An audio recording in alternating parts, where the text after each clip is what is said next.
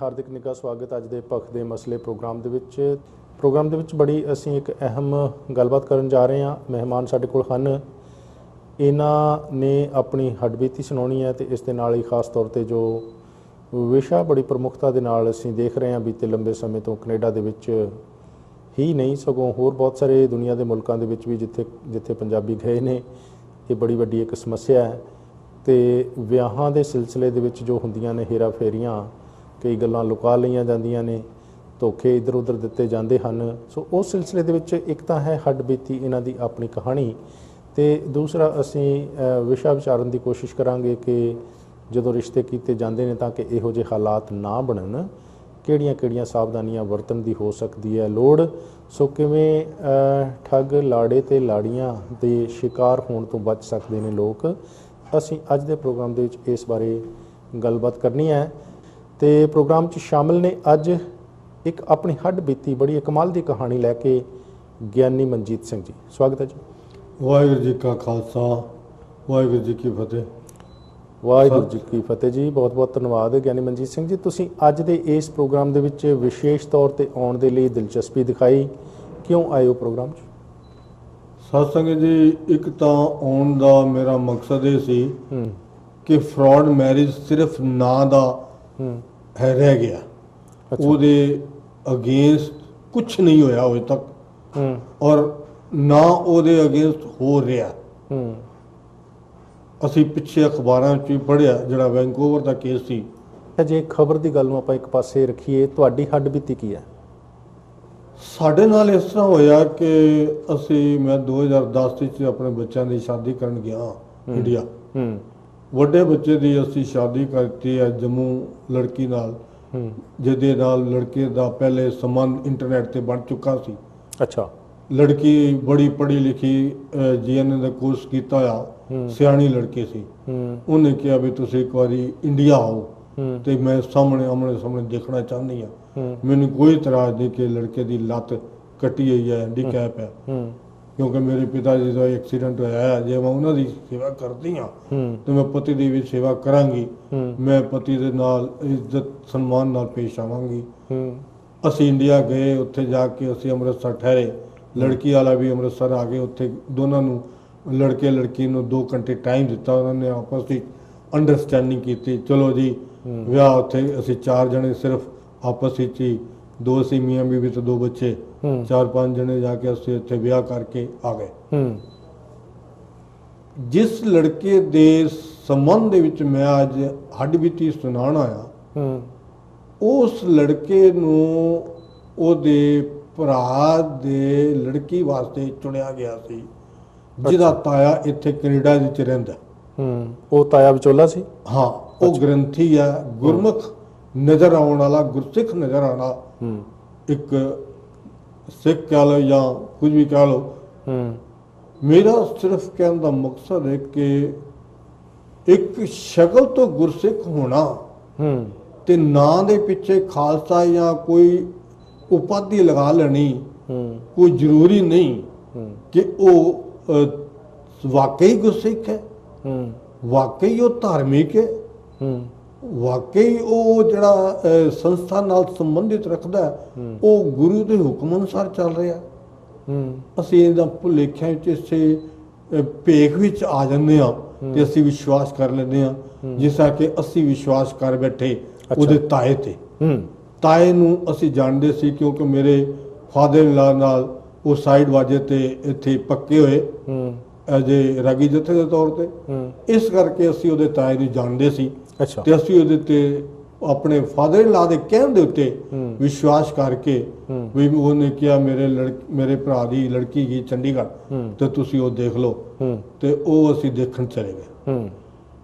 ਤਾਏ ਨੇ ਪਹਿਲੇ ਮੇਰੇ ਲੜਕੇ ਅੰਮ੍ਰਿਤਪਾਲ ਨੂੰ, ਜਿਹਦੇ ਸੰਬੰਧੀ ਚਾਰਜ ਦਾ ਕੇਸ ਆਪ ਜੀ ਦੀ ਅਦਾਲਤ ਵਿੱਚ ਰੱਖਣ ਲੱਗਾ, ਸੰਗਤ ਦੀ ਅਦਾਲਤ ਵਿੱਚ, ਉਸ ਲੜਕੇ ਨੂੰ ਟਰੱਕ ਚਲਾਉਂਦਾ, ਉਹ ਆਟੋ ਜਾਂਦਾ ਰਹਿੰਦਾ ਸੀ। ਉਹਨੇ ਤਾਏ ਨੇ ਦੇਖਿਆ ਸੀ, ਉਹਨੇ ਪਸੰਦ ਕਰ ਲਿਆ।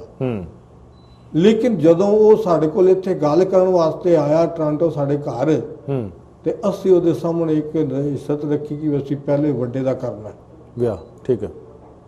ਵੱਡਾ ਲੜਕਾ, ਉਹਦੀ ਲੱਤ ਕੱਟੀ ਸੀ, ਹੈਂਡੀਕੈਪ ਸੀ, ਉਹਨੇ ਤਾਏ ਨੇ ਨਾ ਨਹੀਂ ਕੀਤੀ। ਅੱਛਾ ਜੀ। ਤਾਏ ਨੇ ਸਾਨੂੰ ਨਾ ਨਹੀਂ ਕੀਤੀ ਵੀ ਨਹੀਂ ਅਸੀਂ ਹੈਂਡੀਕੈਪ ਨਾਲ ਨਹੀਂ ਕਰਨਾ। ਠੀਕ ਹੈ ਜੀ। ਚਲੋ ਕੋਈ ਗੱਲ ਨਹੀਂ ਜੀ, ਜੇ ਤੁਸੀਂ ਜਿਸ ਤਰ੍ਹਾਂ ਠੀਕ ਸਮਝੋ। ਖੈਰ ਉਹਨੇ ਤੇ ਕਹਿ ਦਿੱਤਾ, ਅਸੀਂ ਇੰਡੀਆ ਚਲੇ ਗਏ। ਸਾਡਾ ਅੰਦਰੋਂ ਪਹਿਲੇ ਤਮੰਨਾ ਉੱਥੇ ਜਾਣ ਦੀ ਨਹੀਂ ਸੀ। ਅਸੀਂ ਵੱਡੇ ਲੜਕੇ ਦਾ ਜਿਹੜਾ ਰਿਸ਼ਤਾ ਉਹਦੇ ਆਪ ਨੇ ਮੁੰਡੇ ਨੇ ਗੱਲ ਕੀਤੀ ਸੀ, ਉਸ ਲੜਕੀ ਨੂੰ ਪਹਿਲੇ ਗੱਲਬਾਤ ਕੀਤੀ, ਗੱਲਬਾਤ ਸੈੱਟ ਹੋ ਗਈ, ਵਿਆਹ ਹੋ ਗਿਆ। ਵਿਆਹ ਹੋ ਕੇ ਜਦੋਂ ਅਸੀਂ ਵਾਪਸੀ ਦਿੱਲੀ ਆ ਗਏ, ਦਿੱਲੀ ਤੋਂ 10-15 ਦਿਨਾਂ ਬਾਅਦ ਚੰਡੀਗੜ੍ਹ ਗਏ ਉਸ ਕੁੜੀ ਨੂੰ ਦੇਖਣ। ਸਤ ਸੰਗਤ ਜੀ, ਲੜਕੀ ਉੱਤੋਂ ਵੇਖਣੀ, ਚਾਹੇ ਉਹਨੇ ਘੂੰਘਟ ਕੱਢੇ ਹੈ, ਚਾਹੇ ਉਹਦੀ ਜ਼ੁਬਾਨ ਮੂੰਹ 'ਚ ਹੈ ਜਾਂ ਨਹੀਂ ਹੈ, ਕਿਤੇ ਇਸ ਭੁਲੇਖੇ ਵਿੱਚ ਨਾ ਆ ਜਾਏ। ਅੱਛਾ ਜੀ। ਜਿਸ ਤਰ੍ਹਾਂ ਸਾਡੇ ਨਾਲ ਹੋਇਆ। ਠੀਕ ਹੈ ਜੀ। ਅਸੀਂ ਲੜਕੀ ਦੇਖਣ ਗਏ ਆ, ਉਸ ਲੜਕੀ ਨੇ ਸਿਰ ਨੀਵਾਂ ਹੀ ਪਾਈ ਰੱਖਿਆ, ਮੂੰਹ 'ਚ ਜਿਵੇਂ ਜ਼ੁਬਾਨ ਹੀ ਨਹੀਂ ਹੈਗੀ, ਗੱਲ ਦਾ ਜਵਾਬ ਹੀ ਪੂਰਾ ਨਹੀਂ ਦਿੰਦੀ ਸੀ। ਅੱਛਾ ਜੀ। ਮੈਂ ਦੇਖ ਕੇ ਹੈਰਾਨ ਸੀ ਵੀ ਕਾਲਜ ਦੀ ਪੜ੍ਹਨ ਵਾਲੀ ਲੜਕੀ 18 ਸਾਲ ਦੀ, ਚੰਡੀਗੜ੍ਹ ਦੀ ਰਹਿਣ ਵਾਲੀ, ਇਤਨੀ ਸ਼ਰੀਫ ਕਿਸ ਤਰ੍ਹਾਂ ਹੋ ਸਕਦੀ ਹੈ। ਪਰ ਫਿਰ ਉਹਦੇ ਤਾਏ ਨੂੰ ਧਿਆਨ ਵਿੱਚ ਰੱਖਦਿਆਂ ਆਇਆ ਅਸੀਂ ਵਿਸ਼ਵਾਸ ਕਰਕੇ ਗੱਲਬਾਤ ਕੀਤੀ। ਠੀਕ ਹੈ ਜੀ। ਲੇਕਿਨ ਲੜਕੀ ਨੇ ਸਿਰ ਨਹੀਂ ਚੁੱਕਿਆ, ਲੜਕੀ ਨੇ ਗੱਲ ਨਹੀਂ ਕੀਤੀ। ਪੂਰਾ ਪ੍ਰਭਾਵ ਉਹਨੇ ਪਾਇਆ ਕਿ ਮੈਂ ਬਹੁਤ ਸ਼ਰੀਫ ਹਾਂ, ਖਾਨਦਾਨੀ ਹਾਂ। ਆਪਣੇ ਤਾਏ ਦੀ ਸ਼ਖਸੀਅਤ ਨੂੰ ਉਹਨੇ ਪ੍ਰਭਾਵਿਤ ਕਰਨ ਦੀ ਕੋਸ਼ਿਸ਼ ਕੀਤੀ। ਅਸੀਂ ਫਿਰ ਵੀ ਲੜਕੇ ਤੇ ਲੜਕੀ ਨੂੰ 2 ਘੰਟੇ ਟਾਈਮ ਦਿੱਤਾ ਵੀ ਤੁਸੀਂ ਆਪਸ ਵਿੱਚ ਅੰਡਰਸਟੈਂਡਿੰਗ ਜਿਹੜੀ ਕਰਨੀ ਕਰ ਲਓ। ਠੀਕ ਹੈ ਜੀ। ਲੜਕਾ ਹਾਲਾਂਕਿ ਸ਼ਾਦੀ ਕਰਨ ਵਾਸਤੇ ਇਹਦੇ ਤਿਆਰ ਨਹੀਂ ਸੀ, ਉਹ ਵੱਡੇ ਲੜਕੇ ਤੋਂ 1.5 ਸਾਲ ਛੋਟਾ। ਅਸੀਂ ਗਏ ਸੀ, ਅਸੀਂ ਕਿਹਾ ਚਲੋ ਇੱਕੋ ਵਾਰੀ ਦੋਨਾਂ ਦਾ ਕੰਮ ਮੁਕਾ ਕੇ ਫਿਰ ਸਾਨੂੰ ਦੁਬਾਰਾ ਆਉਣਾ ਪਏਗਾ। ਅਸੀਂ ਲੜਕੇ ਨੂੰ ਮਜਬੂਰ ਕਰਕੇ ਉਹਦੀ ਸ਼ਾਦੀ ਵਾਸਤੇ ਲੈ ਕੇ ਗਏ। ਠੀਕ ਹੈ। ਉਹਨਾਂ ਨੇ ਕਿਹਾ ਵੀ ਠੀਕ ਹੈ, ਅਸੀਂ ਤੇ ਪਹਿਲੇ ਹੀ ਇਹਨੂੰ ਚਾਹੁੰਦੇ ਸੀ, ਜੇ ਤੁਸੀਂ ਕਰ ਆਏ ਹੋ ਵੱਡੇ ਦਾ ਤੇ ਚਲੋ ਕੋਈ ਗੱਲ ਨਹੀਂ, ਤੇ ਚਲੋ ਹੁਣ ਛੋਟੇ ਨਾਲ ਹੀ ਅਸੀਂ ਕਰ ਲੈਂਦੇ ਹਾਂ। ਠੀਕ ਹੈ ਜੀ। ਸਤ ਸੰਗਤ ਜੀ, ਤੁਸੀਂ ਕਦੀ ਅੰਦਾਜ਼ਾ ਥੋੜਾ ਜਿਹਾ ਵਿਚਾਰ ਕਰੋ ਵੀ ਜਿਸ ਨੂੰ ਅਸੀਂ ਪਹਿਲੇ ਪ੍ਰਪੋਜ਼ ਕੀਤਾ ਹੈ, ਅਗਰ ਉਹਦੀ ਸ਼ਾਦੀ ਕਿਸੇ ਹੋਰ ਨਾਲ ਹੋ ਜਾਂਦੀ ਹੈ ਤੇ ਅਸੀਂ ਉਹਦੇ ਭਰਾ ਨੂੰ ਜਾਂ ਭੈਣ ਨੂੰ ਇੱਕਦਮ ਐਕਸੈਪਟ ਕਰ ਲਾਂਗੇ। ਉਹਦੇ ਪਿੱਛੇ ਰੀਜ਼ਨ ਕੀ ਹੈ? ਰੀਜ਼ਨ ਇਹ ਸੀ ਕਿ ਉਹਨਾਂ ਨੇ ਲੜਕੀ ਨੂੰ ਕੈਨੇਡਾ ਭੇਜਣਾ ਸੀ। ਪਰ ਤੁਹਾਨੂੰ ਇਹ ਰੀਜ਼ਨ ਸਮਝ ਕਿਉਂ ਨਹੀਂ ਆਇਆ? ਰੀਜ਼ਨ ਅਸੀਂ ਸਾਡਾ ਵਿਸ਼ਵਾਸਘਾਤ ਹੋਇਆ, ਜਿਹੜਾ ਅਸੀਂ ਉਹਦੇ ਤਾਏ ਦੇ ਗੁਰਮੁਖ ਤਾਏ ਨੂੰ ਦੇਖ ਕੇ, ਗੁਰਸਿੱਖੀ ਨੂੰ ਦੇਖ ਕੇ ਵਿਸ਼ਵਾਸ ਕਰ ਗਏ ਤੇ ਉਹ ਇੱਥੇ ਮਾਰ ਖਾ ਗਏ ਅਸੀਂ। ਅੱਛਾ। ਗੁਰਸਿੱਖੀ ਨਾਤੇ ਸਿਰਫ ਵੱਡਾ ਰੀਜ਼ਨ ਜਿਹੜਾ ਹੈ, ਗੁਰਸਿੱਖੀ ਨਾਤੇ ਅਸੀਂ ਇਨਸਾਨ ਦੇ ਉੱਤੇ ਵਿਸ਼ਵਾਸ ਕਰਕੇ ਅਸੀਂ ਉਹ ਰਿਸ਼ਤਾ ਮੰਨ ਲਿਆ। ਠੀਕ ਹੈ ਜੀ। ਜਦ ਕਿ ਨਾ ਤੇ ਸਾਨੂੰ ਉਹ ਕੁੜੀ ਪਸੰਦ ਸੀ। ਕੁੜੀ ਕਿਉਂ ਨਹੀਂ ਸੀ ਪਸੰਦ? ਤੁਸੀਂ ਕਹਿੰਦੇ ਹੋ ਕਿ ਉਹ ਬਿਲਕੁਲ ਨਹੀਂ ਸੀ ਬੋਲਦੀ, ਉਹਨੇ ਬਿਲਕੁਲ ਸ਼ਰੀਫ ਹੋਣ ਦਾ ਅਪੋਜ਼ ਕੀਤਾ। ਇਹ ਵੀ ਕੋਈ ਜ਼ਰੂਰੀ ਨਹੀਂ ਕਿ ਉਹ ਪ੍ਰਭਾਵ ਜਿਹੜੀ ਦਿਖਾ ਰਹੀ ਹੈ ਉਹ ਸ਼ਰਾਫਤ ਦੀ ਨਿਸ਼ਾਨੀ ਹੈ, ਜਾਂ ਉਹਦੀ ਜਿਹੜੀ ਪਸੰਦੀਦਾ ਲੜਕੀ ਦਾ ਰੰਗ ਰੂਪ ਕੁਛ ਨਹੀਂ। ਲੜਕੀ ਦੇ ਦੰਦ ਜਿਹੜੇ ਨੇ ਉਹ ਬਾਹਰ ਨੂੰ ਸੀ। ਅੱਛਾ। ਜਿਹੜੇ ਕੈਨੇਡਾ ਤੋਂ ਮੁੰਡੇ ਕੁੜੀਆਂ ਜਾਂਦੇ ਨੇ, ਕੁੜੀ ਜਾਂਦੀ ਹੈ ਤੇ ਮੁੰਡਾ ਦੇਖਦੀ ਹੈ ਵੀ ਮੁੰਡਾ ਪੜਿਆ ਲਿਖਿਆ, ਸੋਹਣਾ ਸੁਨੱਖਾ ਹੋਵੇ, ਬਿਜ਼ਨਸਮੈਨ ਹੋਵੇ, ਜਨਰਲ ਜੀ, ਸਿੱਧੀ ਜੀ ਗੱਲ ਹੈ। ਤੇ ਲੜਕਾ ਜਾਂਦਾ ਤੇ ਉਹ ਵੀ ਸੋਚਦਾ ਕਿ ਮੈਨੂੰ ਕੁੜੀ ਪੜ੍ਹੀ ਲਿਖੀ ਸੋਹਣੀ ਸੁਨੱਖੀ ਮਿਲੇ। ਪਰ ਉਹ ਆਪ ਪੜਿਆ ਲਿਖਿਆ ਹੋਵੇਗਾ ਤਾਂ ਹੀ ਪੜ੍ਹੀ ਲਿਖੀ ਕੁੜੀ। ਨਹੀਂ, ਇਹ ਕੋਈ ਜ਼ਰੂਰੀ ਨਹੀਂ। ਮੈਂ ਹਜ਼ਾਰਾਂ ਕੇਸ ਇੱਥੇ ਕੈਨੇਡਾ ਦੇ ਖਾ ਦਿੰਦਾ ਜਿਹੜੇ ਆਪ ਪੜ੍ਹੇ ਲਿਖੇ ਨਹੀਂ, ਲੇਕਿਨ ਉਹ ਕੁੜੀਆਂ ਬੜੀਆਂ ਪੜ੍ਹੀਆਂ ਲਿਖੀਆਂ ਔਰ ਉੱਚੇ ਘਰਾਂ ਦੀਆਂ ਲੱਖਾਂ ਪਤੀਆਂ ਦੀਆਂ ਕੁੜੀਆਂ ਲੈ ਕੇ ਆਏ ਨੇ ਔਰ 25-20 ਲੱਖ ਰੁਪਈਆ ਲੈ ਕੇ ਆਉਂਦੇ ਨੇ। ਅਸੀਂ ਉਹਨਾਂ ਕੋਲੋਂ $1 ਦੀ ਮੰਗ ਨਹੀਂ ਕੀਤੀ। ਅਸੀਂ ਸਿਰਫ ਕੁੜੀ ਨੂੰ ਇਸ ਕਰਕੇ ਐਕਸੈਪਟ ਕੀਤਾ ਕਿ ਸਾਡੇ ਫਾਦਰ ਇਨ ਲਾ ਦੇ ਕਹਿਣ ਤੇ ਉਹਦੇ ਤਾਏ ਦੇ ਕਹਿਣ ਦੇ ਉੱਤੇ ਅਸੀਂ ਉਹਨਾਂ ਨੂੰ, ਕੁੜੀ ਨੂੰ ਐਕਸੈਪਟ ਕਰ ਲਿਆ। ਮੁੰਡੇ ਨੂੰ ਮਜਬੂਰ ਕੀਤਾ ਵੀ ਤੂੰ ਸ਼ਾਦੀ ਵਾਸਤੇ ਤਿਆਰ ਹੋ। ਅੱਛਾ ਜੀ। ਮੁੰਡੇ ਨੇ ਸਾਡੀ ਇੱਜ਼ਤ ਰੱਖ ਕੇ ਜਾਂ ਤਾਏ ਦੀ ਇੱਜ਼ਤ ਰੱਖ ਕੇ, ਨਾਨੇ ਦੀ ਇੱਜ਼ਤ ਰੱਖ ਕੇ ਹਾਮੀ ਭਰਤੀ। ਕੁੜੀ ਆ ਗਈ। ਕੁੜੀ ਨੇ ਪਹਿਲੀ ਰਾਤ ਉੱਥੇ ਇੰਡੀਆ ਵਿੱਚ ਹੋਟਲ ਜਿੱਥੇ ਅਸੀਂ ਠਹਿਰੇ ਸੀ, ਮੁੰਡੇ ਨੇ ਜਵਾਬ ਦੇ ਦਿੱਤਾ ਕਿ ਵੀ ਮੈਂ ਸਵਾਗਤ ਨਹੀਂ ਮਨਾ ਸਕਦੀ, ਕਿਉਂਕਿ ਮੁੰਡੇ ਉੱਥੇ ਜਾ ਕੇ ਬਾਹਰ ਦੇ ਮੁੰਡੇ ਧੋਖਾ ਦੇ ਜਾਂਦੇ ਨੇ, ਸਪਾਂਸਰ ਨਹੀਂ ਕਰਦੇ ਤੇ ਕੁੜੀਆਂ ਇੱਥੇ ਰੁਲਦੀਆਂ ਫਿਰਦੀਆਂ। ਮੈਂ ਇਸ ਹੱਕ ਵਿੱਚ ਸੀ ਕਿ ਜਿਹੜੇ ਮੁੰਡੇ ਉੱਥੇ ਜਾ ਕੇ ਰਿਲੇਸ਼ਨਸ਼ਿਪ ਪੈਦਾ ਕਰਕੇ ਕੁੜੀਆਂ ਛੱਡ ਆਉਂਦੇ ਨੇ ਉਹ ਬਿਲਕੁਲ ਗਲਤ ਕਰਦੇ ਨੇ। ਠੀਕ ਹੈ ਜੀ। ਉਹ ਨਹੀਂ ਹੋਣਾ ਚਾਹੀਦਾ। ਮੈਂ 100% ਇਸ ਵਿਚਾਰ ਨਾਲ ਸਹਿਮਤ ਸੀ। ਲੇਕਿਨ ਜਦੋਂ ਸਾਡੇ ਨਾਲ ਬੀਤੀ ਉਸ ਮੁੰਡੇ ਨੇ ਮੈਨੂੰ ਨਹੀਂ ਦੱਸਿਆ ਵੀ ਕੁੜੀ ਨੇ ਸੁਹਾਗਰਾਤ ਮਨਾਉਣ ਤੋਂ ਇਨਕਾਰ ਕਰ ਦਿੱਤਾ। ਇੱਥੇ ਆ ਕੇ ਉਸ ਤੋਂ ਬਾਅਦ ਪਤਾ ਲੱਗਾ ਜਦੋਂ ਘਰੋਂ ਭੱਜ ਗਈ। ਇੱਥੇ ਆ ਕੇ ਅਸੀਂ ਉਹਨੂੰ ਮਜਬੂਰ ਕੀਤਾ ਵੀ ਤੂੰ ਉਹਨੂੰ ਸਪਾਂਸਰ ਕਰ। ਮੁੰਡਾ ਸਪਾਂਸਰ ਕਰਨ ਵਾਸਤੇ ਤਿਆਰ ਨਹੀਂ ਸੀ। ਅੱਛਾ, ਜਦੋਂ ਉਹ ਤੁਸੀਂ ਵਿਆਹ ਕਰ ਲਿਆ, ਵਿਆਹ ਦੇ ਵਿੱਚ ਤੁਸੀਂ ਕਿੰਨੀ ਕੁ ਬਰਾਤ ਲਗਾਏ, ਕਿੰਨਾ ਕੁ ਉੱਥੇ ਖਰਚ ਹੋਇਆ? ਅਸੀਂ ਉਹਨਾਂ ਨੂੰ ਕਿਹਾ ਸੀ ਤੁਸੀਂ ਦਿੱਲੀ ਆ ਜਾਓ। ਪਹਿਲੀ ਵੀ ਕੁੜੀ ਵਾਲੇ ਦਿੱਲੀ ਨਹੀਂ ਸੀ ਆਏ ਤਾਂ ਸਾਨੂੰ ਮਜਬੂਰੀ ਉੱਥੇ ਜਾਣਾ ਪਿਆ। ਇਹਨਾਂ ਨੂੰ ਵੀ ਅਸੀਂ ਕਿਹਾ ਵੀ ਤੁਸੀਂ ਦਿੱਲੀ ਆ ਕਰ ਲਓ, ਸਾਡੀ ਬਰਾਤ ਸਾਰਿਆਂ ਨੂੰ ਢੋਕ ਕੇ ਉੱਥੇ ਲੈ ਕੇ ਜਾਣਾ ਬੜਾ ਮੁਸ਼ਕਲ ਹੈ। ਇਹ ਕਹਿਣ ਲੱਗਾ ਜੀ ਇੱਥੇ ਸਾਡੇ ਕੋਲ ਇੱਕ ਫਾਰਮ ਹਾਊਸ ਹੈ, ਸਾਡੇ ਕੋਲ ਇੱਥੇ ਪੁਰਾਣੇ ਰਹਿੰਦੇ ਆ, ਇੰਤਜ਼ਾਮ ਨੇ। ਦਿੱਲੀ ਅਸੀਂ ਨਵੇਂ ਜਾ ਕੇ ਸਾਡੇ ਕੋਲ ਕੋਈ ਇੰਤਜ਼ਾਮ ਨਹੀਂ ਤੇ ਸਾਰਾ ਅਸੀਂ ਤੁਹਾਨੂੰ ਕਹਿਣਾ ਪਏਗਾ ਜੀ, ਸਾਡੇ ਵਾਸਤੇ ਬੜੀ ਪ੍ਰੋਬਲਮ ਹੋ ਜਾਏਗੀ। ਹੁਣ ਤੁਸੀਂ ਅੰਦਾਜ਼ਾ ਲਾ ਵੀ ਜਿਹੜਾ ਇੱਥੋਂ ਲੜਕਾ ਜਾਂ ਲੜਕੀ ਜਾਂਦਾ ਹੈ ਉਹ ਦੂਜੇ ਦੀ ਗੱਲ ਨੂੰ ਐਕਸੈਪਟ ਕਰੇਗਾ? ਮੇਰਾ ਖਿਆਲ ਹੈ ਕਿ ਕੋਈ ਵੀ ਨਹੀਂ ਕਰਦਾ ਵੀ ਦੂਜੇ ਦੀ ਜੋ ਕਵੇ ਉਹਦੇ ਤੇ ਕਿ ਅੱਛਾ ਜੀ ਚਲੋ। ਅਸੀਂ ਇੱਥੋਂ ਬੱਸ ਭਰ ਕੇ ਲੈ ਕੇ ਦਿੱਲੀ ਤੋਂ 70 ਵੱਧੇ ਬਰਾਤ ਦੇ ਲੈ ਕੇ ਉੱਥੇ ਹੋਟਲ ਹੀ ਜਾ ਕੇ ਸ਼ਹਿਰ ਚੰਡੀਗੜ੍ਹ ਉਹਨਾਂ ਨੇ ਸਾਡਾ ਰਹਿਣ ਦਾ ਵੀ ਕੋਈ ਇੰਤਜ਼ਾਮ ਨਹੀਂ ਕੀਤਾ। ਇੱਕ ਗੁਰਦੁਆਰੇ ਲੈ ਗਏ, ਨਾਨਕਸਰ ਗੁਰਦੁਆਰੇ, ਜਿੱਥੇ ਉਹ ਕੋਈ ਖਾਸ ਪ੍ਰੋਪਰ ਇੰਤਜ਼ਾਮ ਨਹੀਂ ਸੀ ਲੈਟਰਨ ਵਗੈਰਾ ਦਾ ਜਾਂ ਰਹਿਣ ਬਹਿਣ ਦਾ।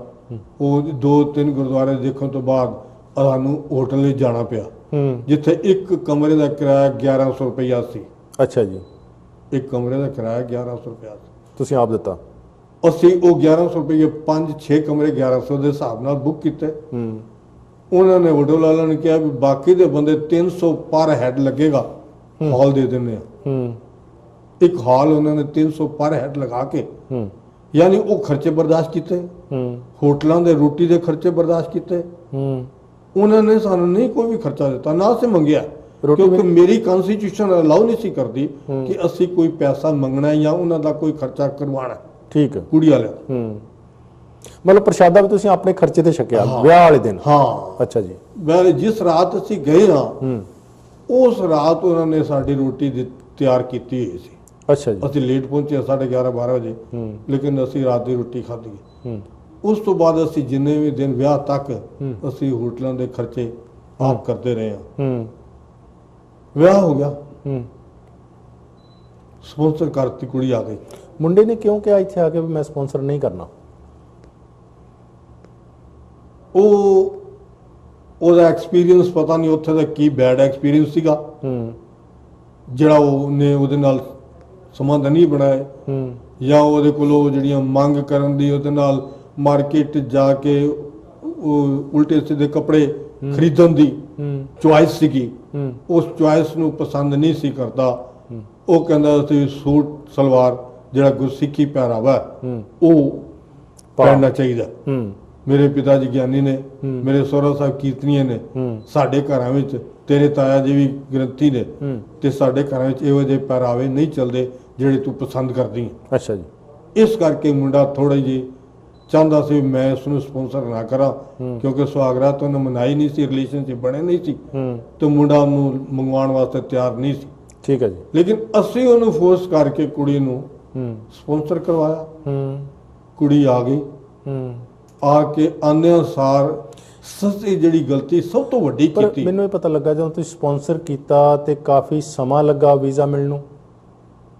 ਨਹੀਂ, ਕਾਫੀ ਸਮਾਂ ਨਹੀਂ ਸੀ ਲੱਗਾ। ਉਹਨੇ ਮਈ-ਜੂਨ ਵਿੱਚ ਅਪਲਾਈ ਕੀਤਾ ਸੀ। 10 ਮਈ-ਜੂਨ ਵਿੱਚ। ਅੱਛਾ ਜੀ। ਤੇ ਨਵੰਬਰ ਚ ਆ ਗਈ ਸੀ ਉਹ ਕੁੜੀ। ਤੁਹਾਨੂੰ ਵਕੀਲ ਕਿਉਂ ਕਰਨਾ ਪਿਆ?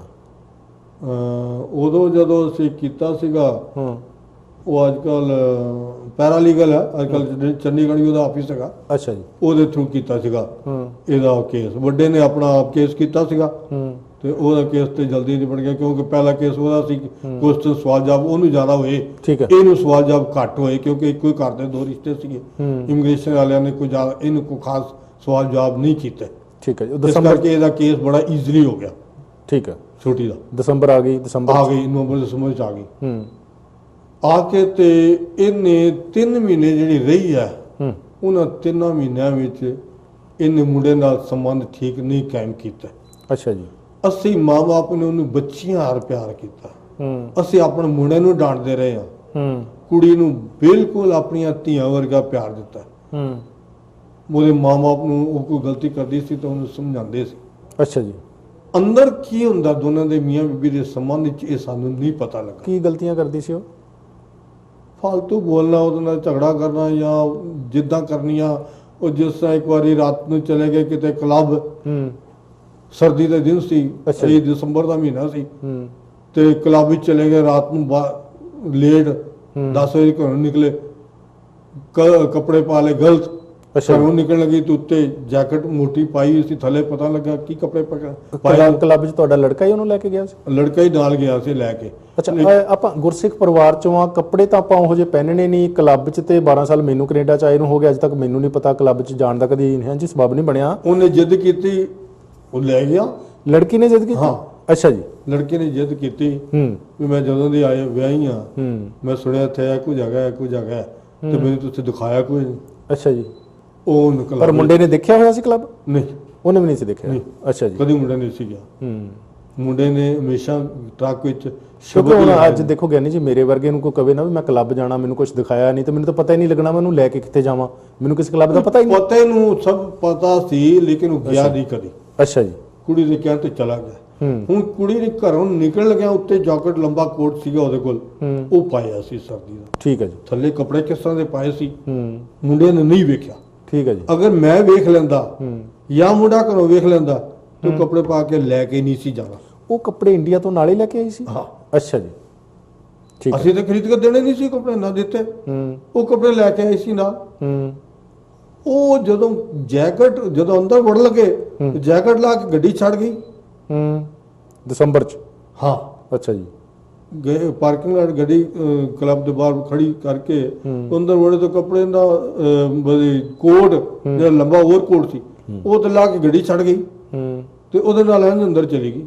ਹੂੰ ਮੁੰਡਾ ਪਹਿਲੇ ਤਾਂ ਬੋਲਿਆ ਕੋਈ ਨਾ, ਜਦੋਂ ਅੰਦਰ ਜਾ ਕੇ ਲੋਕਾਂ ਨੇ ਉਹਦੇ ਤੇ ਨਜ਼ਰ ਟਿਕਾਣੀ ਸ਼ੁਰੂ ਕੀਤੀ ਹੂੰ ਵੀ ਮੁੰਡਾ ਕਿੰਨਾ ਸਿੰਪਲ ਹੈ ਤੇ ਕੁੜੀ ਉਹ ਇੱਕ ਕਹਾਵਤ ਆ, ਬਟੇਰ ਕੀ ਕਹਿੰਦੇ ਆ ਉਹਨੂੰ, ਮੈਨੂੰ ਕਹਾਵਤ ਯਾਦ ਨਹੀਂ ਆ ਰਹੀ। ਅੱਛਾ ਜੀ। ਵੀ ਮੁੰਡਾ ਸਿੰਪਲ ਹੈ, ਗੁਰਸਿੱਖ ਹੈ, ਹੂੰ ਤੇ ਕੁੜੀ ਕਿੰਨੀ ਫੈਸ਼ਨੇਬਲ ਹੈ। ਹੂੰ ਜਦੋਂ ਇਸ ਤਰ੍ਹਾਂ ਦੇ ਉਹਨੇ ਸੁਣੇ ਮੁੰਡੇ ਨੇ, ਲੋਕਾਂ ਦੀਆਂ ਨਜ਼ਰਾਂ ਵੇਖੀਆਂ ਤੇ ਮੁੰਡੇ ਨੂੰ ਉਹਨੂੰ ਡਾਂਟਿਆ ਵੀ ਇਹ ਕੀ ਕੱਪੜੇ ਪਾ ਕੇ ਆ ਗਈ ਤੂੰ ਕਲੱਬ ਦੇ, ਅੱਛਾ ਜੀ। ਤੂੰ ਘਰ ਕਿਉਂ ਨਹੀਂ ਮੈਨੂੰ ਦੱਸਿਆ।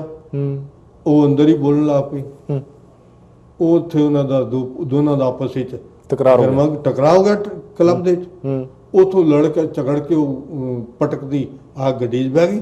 ਹੂੰ ਗੱਡੀ 'ਚ ਆ ਕੇ ਦੋਨਾਂ ਨੇ ਗੱਡੀ ਸਟਾਰਟ ਕਰਕੇ ਇੱਕ ਘਰ ਆ ਰਹੇ ਨੇ, ਉਹ ਚਲਦੀ ਗੱਡੀ ਦਾ ਦਰਵਾਜ਼ਾ ਖੋਲਤਾ ਅੱਛਾ ਜੀ। ਤੇ ਕੁੱਦਣ ਲੱਗੀ। ਹੂੰ ਹੂੰ ਹੁਣ ਤੁਸੀਂ ਦੱਸੋ ਕਿ ਇੱਕ ਲੜਕੀ ਨੂੰ ਸਿਰਫ ਇੰਨੀ ਗੱਲ ਦੇ ਉੱਤੇ ਮਨਾ ਕਰਨ ਦੇ, ਹੂੰ ਉਹ ਦਰਵਾਜ਼ਾ ਖੋਲ ਕੇ ਡਰਾਉਣ ਦੇ ਵਾਸਤੇ, ਪ੍ਰਭਾਵਿਤ ਕਰਨ ਵਾਸਤੇ ਹੂੰ ਵੀ ਮੈਂ ਛਾਲ ਮਾਰ ਲੱਗੀ ਹਾਂ, ਹੂੰ ਮੁੰਡਾ ਕੀ ਕਰਦਾ। ਖੈਰ ਮੁੰਡੇ ਨੇ ਉਸ ਵਕਤ ਗੱਡੀ 'ਚ ਉਹਨੂੰ ਸਮਝਾ ਬੁਝਾ ਕੇ ਜਲਦੀ ਗੱਡੀ 'ਚ ਉਹਨੂੰ ਕਹਿਣਾ ਕੀ ਸੀ, ਹੂੰ ਘਰ ਆਏ। ਹੂੰ ਘਰ ਆ ਕੇ ਉਹਨੂੰ ਪਤਾ ਨਹੀਂ ਮਾਰਿਆ ਜਾਂ ਡਾਂਟਿਆ ਡਪਟਿਆ, ਜੋ ਵੀ ਕੀਤਾ ਹੂੰ ਸਾਨੂੰ ਨਹੀਂ ਦੱਸਿਆ, ਅੱਛਾ। ਸਾਨੂੰ ਬਾਅਦ ਹੀ ਦੱਸਿਆ। ਹੂੰ ਉਹ ਉਹਨਾਂ ਦਾ ਕਲੇਸ਼ ਜਿਹੜਾ ਉੱਥੋਂ ਸ਼ੁਰੂ ਹੋ ਗਿਆ। ਓਕੇ। ਉੱਥੋਂ ਉਹਨਾਂ ਦਾ ਟਕਰਾਅ ਸ਼ੁਰੂ ਹੋ ਗਿਆ। ਹੂੰ ਮੁੰਡਾ ਸ਼ਾਇਦ ਹੀ ਕਿਸੇ ਰਾਤ ਉਹਦੇ ਨਾਲ ਸੁੱਤਾ ਹੋਵੇ ਹੂੰ ਜਾਂ ਸੰਬੰਧ ਬਣੇ ਹੋਣ, ਹੂੰ ਸਾਨੂੰ ਨਹੀਂ ਪਤਾ। ਹੂੰ 3 ਮਹੀਨੇ ਰਹੀ ਹੈ। ਅੱਛਾ ਜੀ। 3 ਮਹੀਨੇ ਬਾਅਦ ਰੋਜ਼ ਕਲੇਸ਼ ਰੋਜ਼ ਹੀ ਹੁੰਦਾ ਸੀ। ਇੱਕ ਦਿਨ ਸਵੇਰੇ ਇੰਨਾ ਕਲੇਸ਼ ਵੱਧ ਗਿਆ ਹੂੰ ਕਿ ਲੜਾਈ ਝਗੜੇ ਮਾਰ ਮਰਾਨ ਤੇ ਨੌਬਤ ਆ ਗਈ। ਹੂੰ ਕੁੜੀ ਨੇ ਇੰਨਾ ਜ਼ੋਰ ਦੀ ਰੋਣਾ ਸ਼ੁਰੂ ਕੀਤਾ ਕਿ ਕੋਠਾ ਸਿਰ ਤੇ ਚੁੱਕ ਲਿਆ। ਅੱਛਾ ਬੜਾ ਸਮਝਾਇਆ ਉਹਨੂੰ, ਕੁੜੀਆ ਤੂੰ ਆਰਾਮ ਨਾਲ ਗੱਲ ਕਰ। ਉਹ ਤੇ ਇੰਜ ਰੋਣ ਲੱਗ ਪਈ ਜਿਵੇਂ ਬੜਾ ਮਾਰਿਆ ਹੁੰਦਾ। ਚੁੱਕ ਕੇ ਫਟਾਫਟ 911 ਘੁਮਾ ਦਿੱਤਾ। ਅੱਛਾ, ਜਿਹੜਾ ਬਨਾਵਟੀ ਰੋਣਾ ਹੁੰਦਾ ਹੈ ਗਿਆਨੀ ਜੀ, ਉਹ ਮਹਿਸੂਸ ਹੋ ਜਾਂਦਾ, ਪਤਾ ਲੱਗਦਾ ਜਦੋਂ ਉਹ ਉੱਚੀ ਉੱਚੀ ਰੋਂਦੀ ਸੀ? ਤੁਹਾਨੂੰ ਕੀ ਲੱਗਦਾ ਸੀ ਕਿ ਉਹਦਾ ਰੋਣਾ ਅਸਲੀ ਆ ਜਾਂ ਬਨਾਵਟੀ ਆ? ਨਹੀਂ, ਅਸੀਂ ਤਾਂ ਉਹਦਾ ਰੋਣਾ ਵੇਖਿਆ, ਬਨਾਵਟੀ ਨਹੀਂ ਅਸੀਂ ਕੋਈ ਕਹਿ ਸਕਦੇ ਵੀ ਉਹਨੇ ਬਨਾਵਟੀ ਸੀ ਆ ਉਹਦੇ ਅੰਦਰ ਕੀ ਸੀ, ਭਾਵਨਾ ਸੀ। ਨਹੀਂ, ਤੁਹਾਨੂੰ ਰੋਣਾ ਦੇਖ ਕੇ ਉਹਦਾ ਇੰਨਾ ਕੀ ਲੱਗਿਆ ਵੀ ਵਾਕਿਆ ਇਹ ਸਹੀ ਰੋਂਦੀ, ਇਹਨੂੰ ਕੁੱਟ ਪਈ ਆ, ਕਿ ਜਾਂ ਉਹ ਉਦਾਂ ਹੀ ਡਰਾਮਾ ਕਰ ਰਿਹਾ? ਸਾਡੇ ਸਾਹਮਣੇ ਸੀ, ਕੁੱਟ ਤਾਂ ਪਈ ਨਹੀਂ। ਅੱਛਾ ਜੀ। ਸਾਡੇ ਸਾਹਮਣੇ ਸਭ ਕਲੇਸ਼ ਹੋ ਰਿਹਾ ਸੀਗਾ ਸਵੇਰੇ ਸਵੇਰੇ। ਕਮਰੇ ਦੇ ਵਿੱਚ ਸਾਡੇ ਸਾਹਮਣੇ ਮੈਂ ਜ਼ਿਆਦਾਤਰ ਉਹਨਾਂ ਦੇ ਕਮਰੇ 'ਚ ਐਂਟਰ ਨਹੀਂ ਸੀ ਕਰਦਾ, ਲੇਕਿਨ ਜਦੋਂ ਕਲੇਸ਼ਵਾਦੀ ਕੋ ਮੈਂ ਗਿਆ ਸਮਝਾਇਆ ਵੀ ਜਦ ਤੋਂ ਮਾਰਕੀਟ ਆਈ ਉਹਦੀ ਕੋਈ ਗੱਲ ਨਹੀਂ ਸੀਗੀ। ਲੇਕਿਨ ਉਹਦੀ ਜਦੋਂ ਉਹਨੂੰ 2-3 ਦਿਨ ਪਹਿਲੇ ਪੀਅਰ ਕਾਰਡ ਮਿਲਿਆ, ਬਸ ਉੱਥੇ ਉਹਨੇ ਕਲੇਸ਼ ਵਧਾਤਾ। ਪੀਅਰ ਕਾਰਡ ਮਿਲਣ ਦੀ ਦੇਰ ਸੀ, ਉਹਨੇ ਜਿਹੜਾ ਮਨ ਦੇ ਵਿੱਚ ਧਾਰਿਆ ਹੋਇਆ ਸੀ ਕਿ ਮੈਂ ਇੱਥੇ ਨਹੀਂ ਰਹਿਣਾ। ਕਲੱਬ ਜਿਹੜਾ ਪੀਆਰ ਕਾਰਡ ਮਿਲਣ ਤੋਂ ਪਹਿਲਾਂ ਗਈ ਹੈ? ਨਹੀਂ, ਬਾਅਦ ਹੀ ਮਿਲਿਆ, ਬਾਅਦ ਵਿੱਚ ਗਈ ਹੈ। ਅੱਛਾ ਜੀ। ਪੀਅਰ ਕਾਰਡ ਮਿਲਿਆ ਉਹਨੇ ਜਾ ਕੇ ਫਰਵਰੀ ਮਾਰਚ ਵਿੱਚ, ਤੇ ਕਲੱਬ ਗਏ ਦਸੰਬਰ ਚ? ਹਾਂ, ਮਾਰਚ ਅਪ੍ਰੈਲ ਵਿੱਚ। ਕਲੱਬ ਗਏ ਦਸੰਬਰ ਚ? ਹਾਂ, ਪਿਛਲੇ ਦਸੰਬਰ ਵਿੱਚ। ਅੱਛਾ, ਜਦੋਂ ਆਈ ਆ। ਓਕੇ, ਠੀਕ ਹੈ। ਦਸੰਬਰ ਆਉਂਦੇ ਹੀ ਕਲੱਬ ਚ ਮਤਲਬ ਉਹਨੇ ਕਿਹਾ ਮੈਨੂੰ ਲੈ ਚਲੋ। ਠੀਕ ਹੈ ਜੀ। ਆਉਂਦੇ ਘੁੰਮਣ ਫਿਰਨ ਵਾਸਤੇ। ਅਸੀਂ ਗੁਰਸਿੱਖ ਪਰਿਵਾਰ ਕੋਈ ਵੀ ਨਹੀਂ ਚਾਹੁੰਦਾ ਕਿ ਸਾਡੀ ਲੜਕੀ ਗੰਦੇ ਕੱਪੜੇ ਪਾਵੇ, ਬਾਜ਼ਾਰਾਂ ਵਿੱਚ ਆਵਾਰਾਗਰਦੀ ਕਰੇ ਜਾਂ ਕਲੱਬਾਂ 'ਚ ਜਾਵੇ। ਜਿਹੜੇ ਕੱਪੜੇ ਪੱਛਮੀ ਫੈਸ਼ਨ ਦੇ ਨੇ ਉਹ ਕੋਈ ਵੀ ਗੁਰਸਿੱਖ ਪਰਿਵਾਰ ਬਰਦਾਸ਼ਤ ਨਹੀਂ ਕਰ ਸਕਦਾ। ਠੀਕ ਹੋ ਗਈ ਗੱਲ। ਤੁਸੀਂ ਵੀ ਸਾਰੇ ਮੇਰੇ ਨਾਲ ਇਸ ਗੱਲ ਤੇ ਸਹਿਮਤ ਹੋਵੋਗੇ। ਇਹ ਗੱਲ ਠੀਕ ਹੈ ਕਿ ਇਸ ਐਡਵਾਂਸ ਦੇਸ਼ ਵਿੱਚ ਕਿਸੇ ਨੂੰ ਕੱਪੜੇ ਪਾਉਣ ਤੋਂ ਮਨਾ ਨਹੀਂ ਕੀਤਾ ਜਾ ਸਕਦਾ, ਪਰ ਇਹ ਆਪਣੇ ਆਪਣੇ ਕਲਚਰ ਦੇ ਉੱਤੇ, ਆਪਣੇ ਆਪਣੇ ਫੈਮਲੀਆਂ ਦੇ ਉੱਤੇ ਡਿਪੈਂਡ ਕਰਦਾ ਕਿ ਉਹ ਕਿਸ ਤਰ੍ਹਾਂ ਦਾ ਬੱਚੇ ਨੂੰ ਅਲਾਉ ਕਰਦੇ। ਮੈਂ ਨਹੀਂ ਸੀ ਅਲਾਉ ਕਰਨਾ ਚਾਹੁੰਦਾ। ਠੀਕ। ਉਹ ਚਾਹੁੰਦੀ ਸੀ ਕਿ ਮੈਂ ਐਸ਼ ਪ੍ਰਸਤੀ ਕਰਾਂ। ਐਸ਼ ਪ੍ਰਸਤੀ ਉਹਨੂੰ ਸਾਡੇ ਘਰ ਵਿੱਚ ਮਿਲ ਨਹੀਂ ਸੀ ਸਕਦੀ, ਇਸ ਕਰਕੇ ਉਹਨੇ ਪੀਅਰ ਕਾਰਡ ਮਿਲਦੇ ਸਾਰੇ ਇੱਕਦਮ 911 ਘੁਮਾ ਕੇ ਪੁਲਿਸ ਬੁਲਾ ਲਈ। ਜਦੋਂ ਪੁਲਿਸ ਆ ਗਈ ਹੈ 3 ਗੱਡੀਆਂ ਇੱਕਦਮ, ਹੁਣ ਪਹਿਲੀ ਗੱਲ ਤੇ ਹੈ ਕਿ 911 ਅਗਰ ਘੁਮਾਇਆ ਕਿਸੇ ਨੇ, ਸਾਰੀ ਸਾਧ ਸੰਗਤ ਮੈਂ ਪੁੱਛਣਾ ਚਾਹੁੰਦਾ ਕਿ ਪੁਲਿਸ ਨੂੰ ਇੰਨਾ ਵੱਡਾ ਡੰਬਰ ਕਰਨਾ ਵੀ ਇੱਕਦਮ 3 ਗੱਡੀਆਂ ਆ ਜਾਣੀਆਂ ਤੇ ਸਾਰੇ ਮੁਹੱਲੇ 'ਚ ਇੱਕਦਮ ਇੱਕ ਡਰਾਮਾ ਬਣ ਜਾਣਾ ਵੀ ਪਤਾ ਨਹੀਂ ਕਿੰਨਾ ਵੱਡਾ ਉਹ ਬਵਾਲ ਖੜਾ ਹੋ ਗਿਆ। ਗੱਲ 911 ਘੁਮਾਈ ਹੈ। ਗਿਆਨੀ ਜੀ ਤੁਸੀਂ ਕਹਿ ਰਹੇ ਹੋ ਬਵਾਲ, ਦੇਖੋ ਵੀ ਉਹਨੇ ਘਰ ਦੇ ਵਿੱਚ ਕਾਫੀ ਉੱਚੀ ਰੋਣਾ ਧੋਣਾ ਪਾਇਆ ਹੋਇਆ ਸੀਗਾ ਤੇ ਬਲਦੇਵ ਸਿੰਘ ਮੁੱਟਾ ਪਿਛਲੇ ਹਫਤੇ ਪ੍ਰੋਗਰਾਮ 'ਚ ਆਏ ਸੀ। ਉਹ ਕਹਿੰਦੇ ਵੀ ਜਦੋਂ 911 ਕਾਲ ਹੁੰਦੀ ਆ ਤੇ 2 ਪੁਲਿਸ ਕਰੂਜ਼ਰ ਡਿਸਪੈਚ ਉਸੇ ਵੇਲੇ ਹੁੰਦੇ ਆ ਜੀ। ਸੋ ਇਹ ਰੈਗੂਲੇਸ਼ਨ ਹੈ। 2 ਗੱਡੀਆਂ ਜੀ, 2 ਗੱਡੀਆਂ ਹੁੰਦੀਆਂ। ਚਲੋ ਖੈਰ ਮੈਨੂੰ ਨਹੀਂ ਪਤਾ ਕਾਨੂੰਨ ਕੀ ਆ, ਲੇਕਿਨ ਲੋੜ ਨਹੀਂ 2 ਗੱਡੀਆਂ ਦੀ, 1 ਗੱਡੀ ਆ ਕੇ ਉਹਨੂੰ ਹੈਂਡਲ ਕਰ ਸਕਦੀ ਹੈ। ਨਹੀਂ, ਇਹ ਤੁਹਾਡਾ ਠੀਕ ਹੈ, ਆਪਣੀ ਫੀਲਿੰਗ ਹੈ, ਤੁਹਾਨੂੰ ਲੱਗਦਾ ਲੋੜ ਨਹੀਂ ਹੈ, ਪਰ ਜਿਹਨਾਂ ਨੇ ਇਹ 2 ਡਿਸਪੈਚ ਕਰਨ ਦਾ ਰੂਲ ਬਣਾਇਆ ਉਹਨਾਂ ਨੇ ਵੀ ਕੁਝ ਸੋਚਿਆ ਹੋ। ਅੱਛਾ, ਉਹ ਜਿਹੜਾ ਕੁੜੀ ਰੋਂਦੀ ਪਈ ਸੀ, ਫੋਨ ਹੀ ਪੁਲਿਸ ਵਾਲਿਆਂ ਨੇ ਸੁਣਿਆ। ਪੁਲਿਸ ਵਾਲੇ ਆਏ, ਦਰਵਾਜ਼ਾ ਖੋਲਿਆ। ਜਿਹੜੀ ਮੇਰੀ ਵੱਡੀ ਨੂੰ ਸੀ ਪੜ੍ਹੀ ਲਿਖੀ, ਉਹਨੇ ਗੱਲ ਸਮਝਾਈ, ਉਹਨੇ ਕਿਹਾ ਵੀ ਕੋਈ ਗੱਲ ਨਹੀਂ ਹੈਗੀ, ਕੁਝ ਨਹੀਂ। ਮੈਂ ਵੀ ਉਹਨਾਂ ਨੂੰ ਪੁਲਿਸ ਨੂੰ ਸਮਝਾਉਣ ਦੀ ਕੋਸ਼ਿਸ਼ ਕੀਤੀ। ਕਹਿੰਦੇ ਨਹੀਂ, ਉਹ ਜ਼ਬਰਦਸਤੀ ਪੁਲਿਸ ਅੰਦਰ ਆ ਗਈ। ਅੱਛਾ ਜੀ। ਅੰਦਰ ਆ ਕੇ ਕੁੜੀ ਨੂੰ ਪੁੱਛਿਆ, ਹਾਂ ਤੂੰ 911 ਘੁਮਾਇਆ ਸੀ? ਕਹਿੰਦੀ ਹਾਂ, ਰੋਂਦੀ ਪਈ ਸੀ। ਉਹਨੇ ਕੁੜੀ ਨੂੰ ਸਮਝਾਇਆ ਵੀ ਥੱਲੇ ਆ ਕੇ ਪੁਲਿਸ ਆਉਣ ਤੋਂ ਪਹਿਲੇ ਵੀ ਤੂੰ ਕੇਸ ਨਾ ਕਰੀ, ਨਾ ਚੰਗਾ ਮਤਲਬ ਗੱਲ ਨੂੰ ਵਧਾਈ, ਗੱਲ ਨੂੰ ਖਤਮ ਕਰ। ਲੇਕਿਨ ਕੁੜੀ ਨੇ ਕਿਹਾ ਵੀ ਮੈਂ ਇਹਦੇ ਨਾਲ ਨਹੀਂ ਰਹਿਣਾ, ਮੈਂ ਇੱਥੇ ਰਹਿਣਾ ਨਹੀਂ, ਮੈਂ ਇਹਦੇ ਨਾਲ ਰਹਿਣਾ ਹੀ ਨਹੀਂ। ਮੈਨੂੰ ਕਿਸੇ ਤੋਂ ਕੋਈ ਤਰ੍ਹਾਂ ਦੀ, ਨਾ ਫਾਦਰ ਤੋਂ, ਨਾ ਮਦਰ ਤੋਂ, ਨਾ ਆਪਣੀ ਜਠਾਣੀ ਤੋਂ, ਨਾ ਕਿਸੇ ਹੋਰ ਤੋਂ, ਮੈਂ ਇਸ ਮੁੰਡੇ ਨਾਲ ਨਹੀਂ ਰਹਿ ਸਕਦੀ। ਠੀਕ ਹੈ ਜੀ। ਕਿਉਂਕਿ ਉਹ ਆਜ਼ਾਦੀ ਚਾਹੁੰਦੀ ਸੀ, ਇਸ ਕਰਕੇ ਉਹਨੇ ਘਰੋਂ ਨਿਕਲਣਾ ਸੀ। ਉਹਨੇ ਕਿਸੇ ਨੂੰ ਚਾਰਜ ਨਹੀਂ ਕਰਾਇਆ। ਹੁਣ ਜੇ ਉਹਨੇ ਕਿਸੇ ਨੂੰ ਚਾਰਜ ਨਹੀਂ ਕਰਾਇਆ, ਇਟਸ ਮੀਨ ਕਿ ਉਹਨੂੰ ਕਿਸੇ ਤੋਂ ਕੋਈ ਇਤਰਾਜ਼ ਨਹੀਂ ਸੀ। ਉਹਦਾ ਮਤਲਬ ਸੀ ਸਿਰਫ ਘਰੋਂ ਨਿਕਲਣ ਦਾ। ਠੀਕ ਹੈ ਜੀ। ਪੱਕੇ ਹੋ ਕੇ ਪੀਅਰ ਕਾਰਡ ਮਿਲ ਗਿਆ, ਪੱਕੇ ਹੋ ਕੇ ਨਿਕਲਣ ਦਾ ਮਤਲਬ ਸੀ, ਜਿਹੜਾ ਉਹਨੇ ਪੂਰਾ ਕਰ ਲਿਆ। ਪੁਲਿਸ ਨੇ ਕੋਲ ਖਲੋ ਕੇ ਅਸੀਂ ਕੋਈ ਗੱਲ ਕਰਨ ਲੱਗਾ ਤੇ ਪੁਲਿਸ ਕਹਿੰਦੀ ਖਬਰਦਾਰ, ਜੇ ਤੁਸੀਂ ਬੋਲੇ ਤਾਂ ਅਸੀਂ ਤੁਹਾਨੂੰ ਚਾਰਜ ਕਰ ਦਿਆਂਗੇ, ਤੁਸੀਂ ਕੋਈ ਬੋਲ ਨਹੀਂ ਸਕਦੇ, ਅਸੀਂ ਤੁਹਾਡੇ ਨਾਲ ਗੱਲ ਨਹੀਂ ਕਰਦੇ। ਅੱਛਾ ਜੀ। ਕੁੜੀ ਨੇ ਸਾਨੂੰ ਫੋਨ ਕੀਤਾ, ਕੁੜੀ ਨਾਲ ਗੱਲ ਕਰ ਰਹੇ ਹਾਂ। ਉਹਨੇ ਇੱਕ ਵਾਰੀ ਕਿਹਾ ਤਾਂ ਅਸੀਂ ਕਿਸੇ ਨੂੰ ਚਾਰਜ ਨਹੀਂ ਕਰਾਉਣਾ ਤੇ ਚੁੱਪ ਰਹੋ, ਸਾਇਲੈਂਸ, ਕੋਈ ਬੋਲਣਾ ਨਹੀਂ। ਕੁੜੀ ਨੂੰ ਕਿਹਾ ਤੂੰ ਆਪਣਾ ਸਾਰਾ ਸਮਾਨ ਇਕੱਠਾ ਕਰ, ਅਟੈਚੀਆਂ ਜਿਹੜੀਆਂ 2 ਅਟੈਚੀਆਂ ਲੈ ਕੇ ਆਏ ਸੀ, ਉਹਨੇ ਆਪਣਾ ਸਾਰਾ ਸਮਾਨ ਜੋ ਸਿਆ ਲਿਆਈ ਸੀ, ਕਪੜਾ ਲੱਤਾ, ਉਹਨੇ ਆਪਣੀਆਂ ਅਟੈਚੀਆਂ ਭਰੀਆਂ ਤੇ ਪੁਲਿਸ ਦੀਆਂ ਗੱਡੀਆਂ ਦਾ 3 ਗੱਡੀਆਂ ਆਈਆਂ ਸੀ ਪੁਲਿਸ। ਉਹ ਡਾਊਨ ਟਾਊਨ ਤੋਂ ਆਈ ਪੁਲਿਸ, ਇੱਥੋਂ ਨਹੀਂ ਆਈ ਬਰੈਂਪਟਨ ਚੋਂ, ਡਾਊਨ ਟਾਊਨ ਦੀ ਪੁਲਿਸ ਸੀ। ਅੱਛਾ ਜੀ। ਮੈਨੂੰ ਸਮਝ ਨਹੀਂ ਆਈ ਵੀ ਕੇਸ ਬਰੈਂਪਟਨ ਦਾ ਤੇ ਪੁਲਿਸ ਡਾਊਨ ਟਾਊਨ ਤੋਂ ਕਿਉਂ ਆਈ ਹੈ 911 ਘੁਮਾਉਣ ਤੇ? ਕੋਈ ਪੰਜਾਬੀ ਪੁਲਿਸ ਆਫੀਸਰ ਸੀ? ਨਹੀਂ। ਅੱਛਾ। ਪੰਜਾਬੀ ਪੁਲਿਸ ਅਫਸਰ ਉਹਨਾਂ ਵਿੱਚ ਨਹੀਂ ਸੀ। ਜੇ ਉਹਨਾਂ ਵਿੱਚ ਪੰਜਾਬੀ ਪੁਲਿਸ ਅਫਸਰ ਹੁੰਦਾ ਤੇ ਉਹਨੂੰ ਸਮਝਾਉਂਦੇ, ਅਸੀਂ ਕੁਝ ਗੱਲ ਸਿਚੁਏਸ਼ਨ ਸਮਝਾਉਂਦੇ। ਲੇਕਿਨ ਇਹ ਬੜੀ ਵੱਡੀ ਘਾਟ ਹੈ ਕਿ ਜਦੋਂ ਪੁਲਿਸ ਜਾਂਦੀ ਆ ਉਹਨਾਂ ਵਿੱਚ ਕੋਈ ਪੰਜਾਬੀ, ਜਿਸ ਘਰ 'ਚ ਜਾਂਦੇ ਨੇ, ਇਹ ਹੁਣ ਤੁਸੀਂ ਸਵਾਲ ਕਰੋਗੇ ਵੀ ਪੁਲਿਸ ਕੋਲ ਇੰਨੀ ਵਾਧੂ ਅਫਸਰ ਕਿੱਥੇ ਨੇ ਵੀ ਹਰ ਇੱਕ ਦੇ ਪਰਿਵਾਰ ਦੇ ਹਿਸਾਬ ਨਾਲ ਉਹ ਪੁਲਿਸ ਅਫਸਰ ਭੇਜਣ। ਨਹੀਂ, ਇਹ ਗੱਲ ਠੀਕ ਹੈ, ਚਲੋ ਮੰਨ ਲਿਆ ਕਿ ਪੁਲਿਸ ਕੋਲ ਇੰਨਾ ਆਫੀਸਰ ਦੀ ਭਰਤੀ ਨਹੀਂ, ਪਰ ਰੇਅਰ ਕੇਸ ਜੇ ਪੰਜਾਬੀ ਖਾਨਦਾਨ ਵਿੱਚੋਂ ਕੋਈ ਉਹਨਾਂ ਕੋਲ ਰੈਕਡ ਹੈ ਸਾਰਾ, ਹੁਣ ਪਤਾ ਮਨਜੀਤ ਸਿੰਘ ਦਾ ਘਰ ਹੈ, ਸਿੱਖਾਂ ਦਾ ਘਰ, ਠੀਕ ਹੈ ਜੀ, ਪੰਜਾਬੀ ਪੁਲਿਸ ਅਫਸਰ ਭੇਜਣ ਜਿਹੜਾ ਗੱਲ ਨੂੰ ਸਮਝਾ ਸਕੇ, ਜਿਹਦੇ ਨਾਲ ਕੇਸ ਵਧੇ ਨਾ ਤੇ ਗਵਰਨਮੈਂਟ ਦੇ ਉੱਤੇ ਉਸ ਕੇਸ ਦਾ ਇਫੈਕਟ ਨਾ ਪਵੇ, ਕੇਸ ਦਾ ਭਾਰ ਨਾ ਵਧੇ।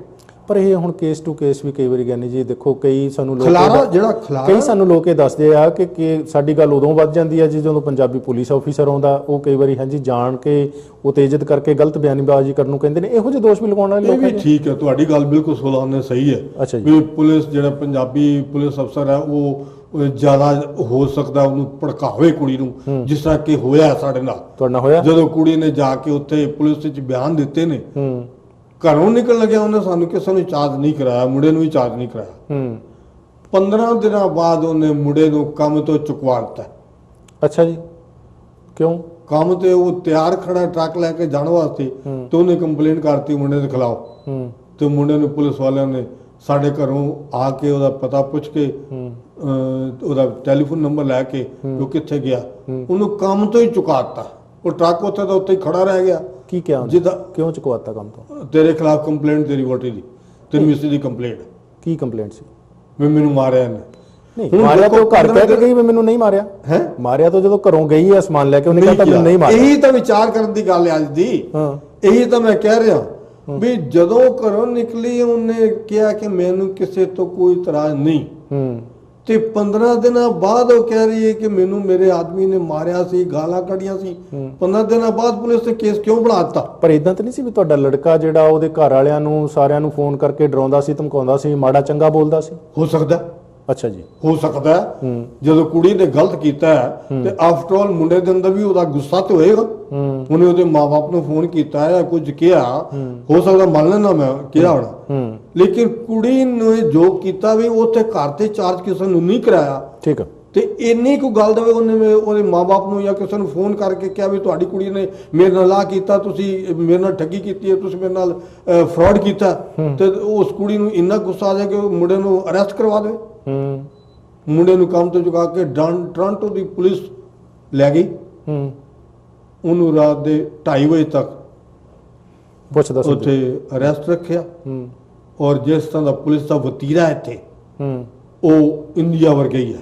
ਅੱਛਾ ਜੀ, ਕੋਈ ਇਸ ਐਡਵਾਂਸ ਕੰਟਰੀਆਂ ਵਿੱਚ ਰਿਸਪੈਕਟ ਦੀ ਗੱਲ ਕਰੀਏ ਨਾ ਤੇ ਕੋਈ ਨਹੀਂ, ਵੀ ਬੰਦੇ ਨੂੰ ਅਰੈਸਟ ਕੀਤਾ ਤੇ ਉਹਨੂੰ ਰਿਸਪੈਕਟ ਨਾਲ, ਬੰਦਾ ਰਿਸਪੈਕਟਡ ਹੈਗਾ, ਉਹਦੀ ਕੋਈ ਉਹਨੇ ਕਤਲ ਨਹੀਂ ਕੀਤਾ, ਕੋਈ ਚੋਰੀ ਨਹੀਂ ਕੀਤੀ, ਕੰਪਲੇਂਟ ਹੈ, ਤੁਸੀਂ ਉਸ ਬੰਦੇ ਨੂੰ ਉਸ ਹੈਂਡਲ ਨਾਲ ਪੁਲਿਸ ਨੂੰ ਉਸ ਤਰੀਕੇ ਨਾਲ ਹੈਂਡਲ ਕਰਨਾ ਚਾਹੀਦਾ। ਹੁਣ ਚੁੱਕੇ ਫਰਜ਼ ਤੇ ਜਿਵੇਂ ਕੋਈ ਮੁਜਰਮ ਹੁੰਦਾ ਉਹਨੂੰ ਉਸ ਫਰਜ਼ ਤੇ ਬਿਠਾ ਦਿੱਤਾ, ਉਹਨੂੰ ਗੱਲ ਵੀ ਨਹੀਂ ਕਰ ਦਿੱਤੀ, ਉਹਦੀ ਸੁਣੀ ਵੀ ਨਹੀਂ ਗੱਲ। ਇੱਕ ਲੜਕੀ ਤੇ 911 को मानता है कि लड़की ਦੀ ਏਡੀ ਅਹਿਮੀਅਤ ਹੈ ਕਿ ਉਹ ਮੁੰਡੇ ਦੀ ਗੱਲ ਹੀ ਨਾ ਸੁਣੇ।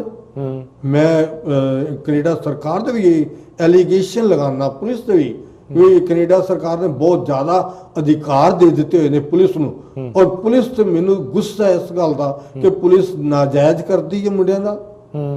ਪੁਲਿਸ ਬਜਾਏ ਮਾਮਲੇ ਨੂੰ ਖਤਮ ਕਰਨ ਦੇ ਮਾਮਲੇ ਨੂੰ ਵਧਾਉਂਦੀ ਹੈ।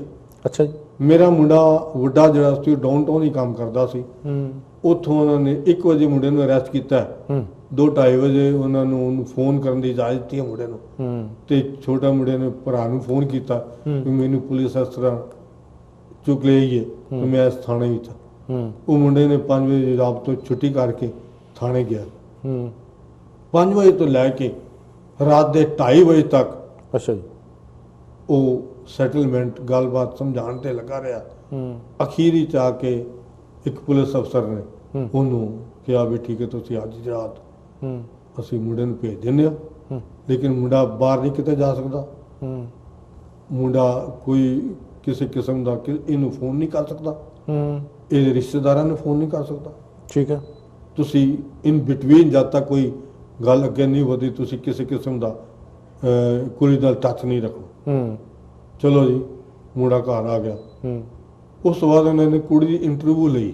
ਅੱਛਾ ਜੀ, ਪੁਲਿਸ ਅਫਸਰਾਂ ਨੇ ਉਹ ਜਿਹੜੀ ਇੰਟਰਵਿਊ ਸਾਡੇ ਕੋਲ ਦੀ CD ਪੁਲਿਸ ਵਾਲਿਆਂ ਨੇ ਦਿੱਤੀ ਆ, ਉਹਦੇ 'ਚ ਅਸੀਂ ਦੇਖਿਆ ਸੀਡੀ ਦੇ ਵਿੱਚ ਉਹ ਪੁਲਿਸ ਵਾਲੇ ਦੋ ਜਿਹੜੇ ਲਿਖ ਰਹੇ ਸੀ ਰਿਪੋਰਟ ਤੇ ਰਿਕਾਰਡਿੰਗ ਹੋ ਰਹੀ ਸੀ, ਗੋਰਾ ਤੇ ਗੋਰੀ ਪੁਲਿਸ ਅਫਸਰ ਜਿਹੜੇ ਸੀ, 2-3 ਅਫਸਰ ਉਹ ਬੈਠੇ ਨੇ। ਇੱਕ ਜਿਹੜਾ ਪੰਜਾਬੀ ਪੁਲਿਸ ਇੰਟਰਪ੍ਰੀਟਰ ਬੈਠਾ ਸੀਗਾ ਵਿੱਚ, ਉਹ ਉਹਨੂੰ ਕੁੜੀ ਨੂੰ ਬਾਰ-ਬਾਰ ਉਕਸਾ ਰਿਹਾ, ਉਕਸਾ ਕੇ ਕੁਐਸਚਨ ਪੁੱਛ ਰਿਹਾ ਵੀ ਤੈਨੂੰ ਉਹਨੇ ਮਾਰਿਆ ਸੀ, ਤੈਨੂੰ ਉਹਨੇ ਗਾਲਾਂ ਕੱਢੀਆਂ ਸੀ, ਤੈਨੂੰ ਉਹਨੇ ਕੀ ਕੀਤਾ ਸੀ।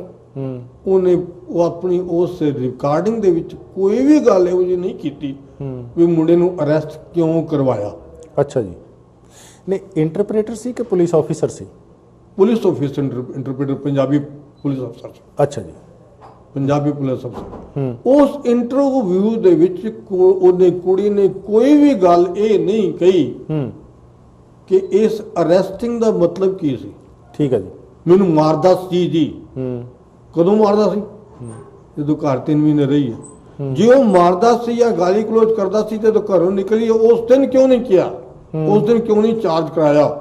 ਜੇ ਕੋਈ ਮੈਂ ਸਿਆਣਾ ਬੰਦਾ ਇਸ ਵਕਤ ਸੁਣ ਰਿਹਾ ਇਸ ਗੱਲ ਨੂੰ, ਉਹ ਮੈਨੂੰ ਇਸ ਗੱਲ ਦਾ ਜਵਾਬ ਦੇਵੇ ਵੀ ਜਿਹੜੀ ਲੜਕੀ ਘਰੋਂ ਨਿਕਲ ਲੱਗਿਆ ਅਗਰ ਕਿਸੇ ਨੂੰ ਚਾਰਜ ਨਹੀਂ ਕਰਾਉਂਦੀ, ਉਹ ਲੜਕੀ 15 ਜਾਂ 20 ਦਿਨਾਂ ਬਾਅਦ ਜਾਂ ਮਹੀਨੇ ਬਾਅਦ ਕਹਿੰਦੀ ਹੈ ਕਿ ਮੈਨੂੰ ਮਾਰਦਾ ਸੀ, ਕਿਉਂਕਿ ਮੁੰਡੇ ਨੂੰ ਅਰੈਸਟ ਕਰਾ ਦਿੰਦੀ ਹੈ, ਕੀ ਇਹ ਜਾਇਜ਼ ਹੈ?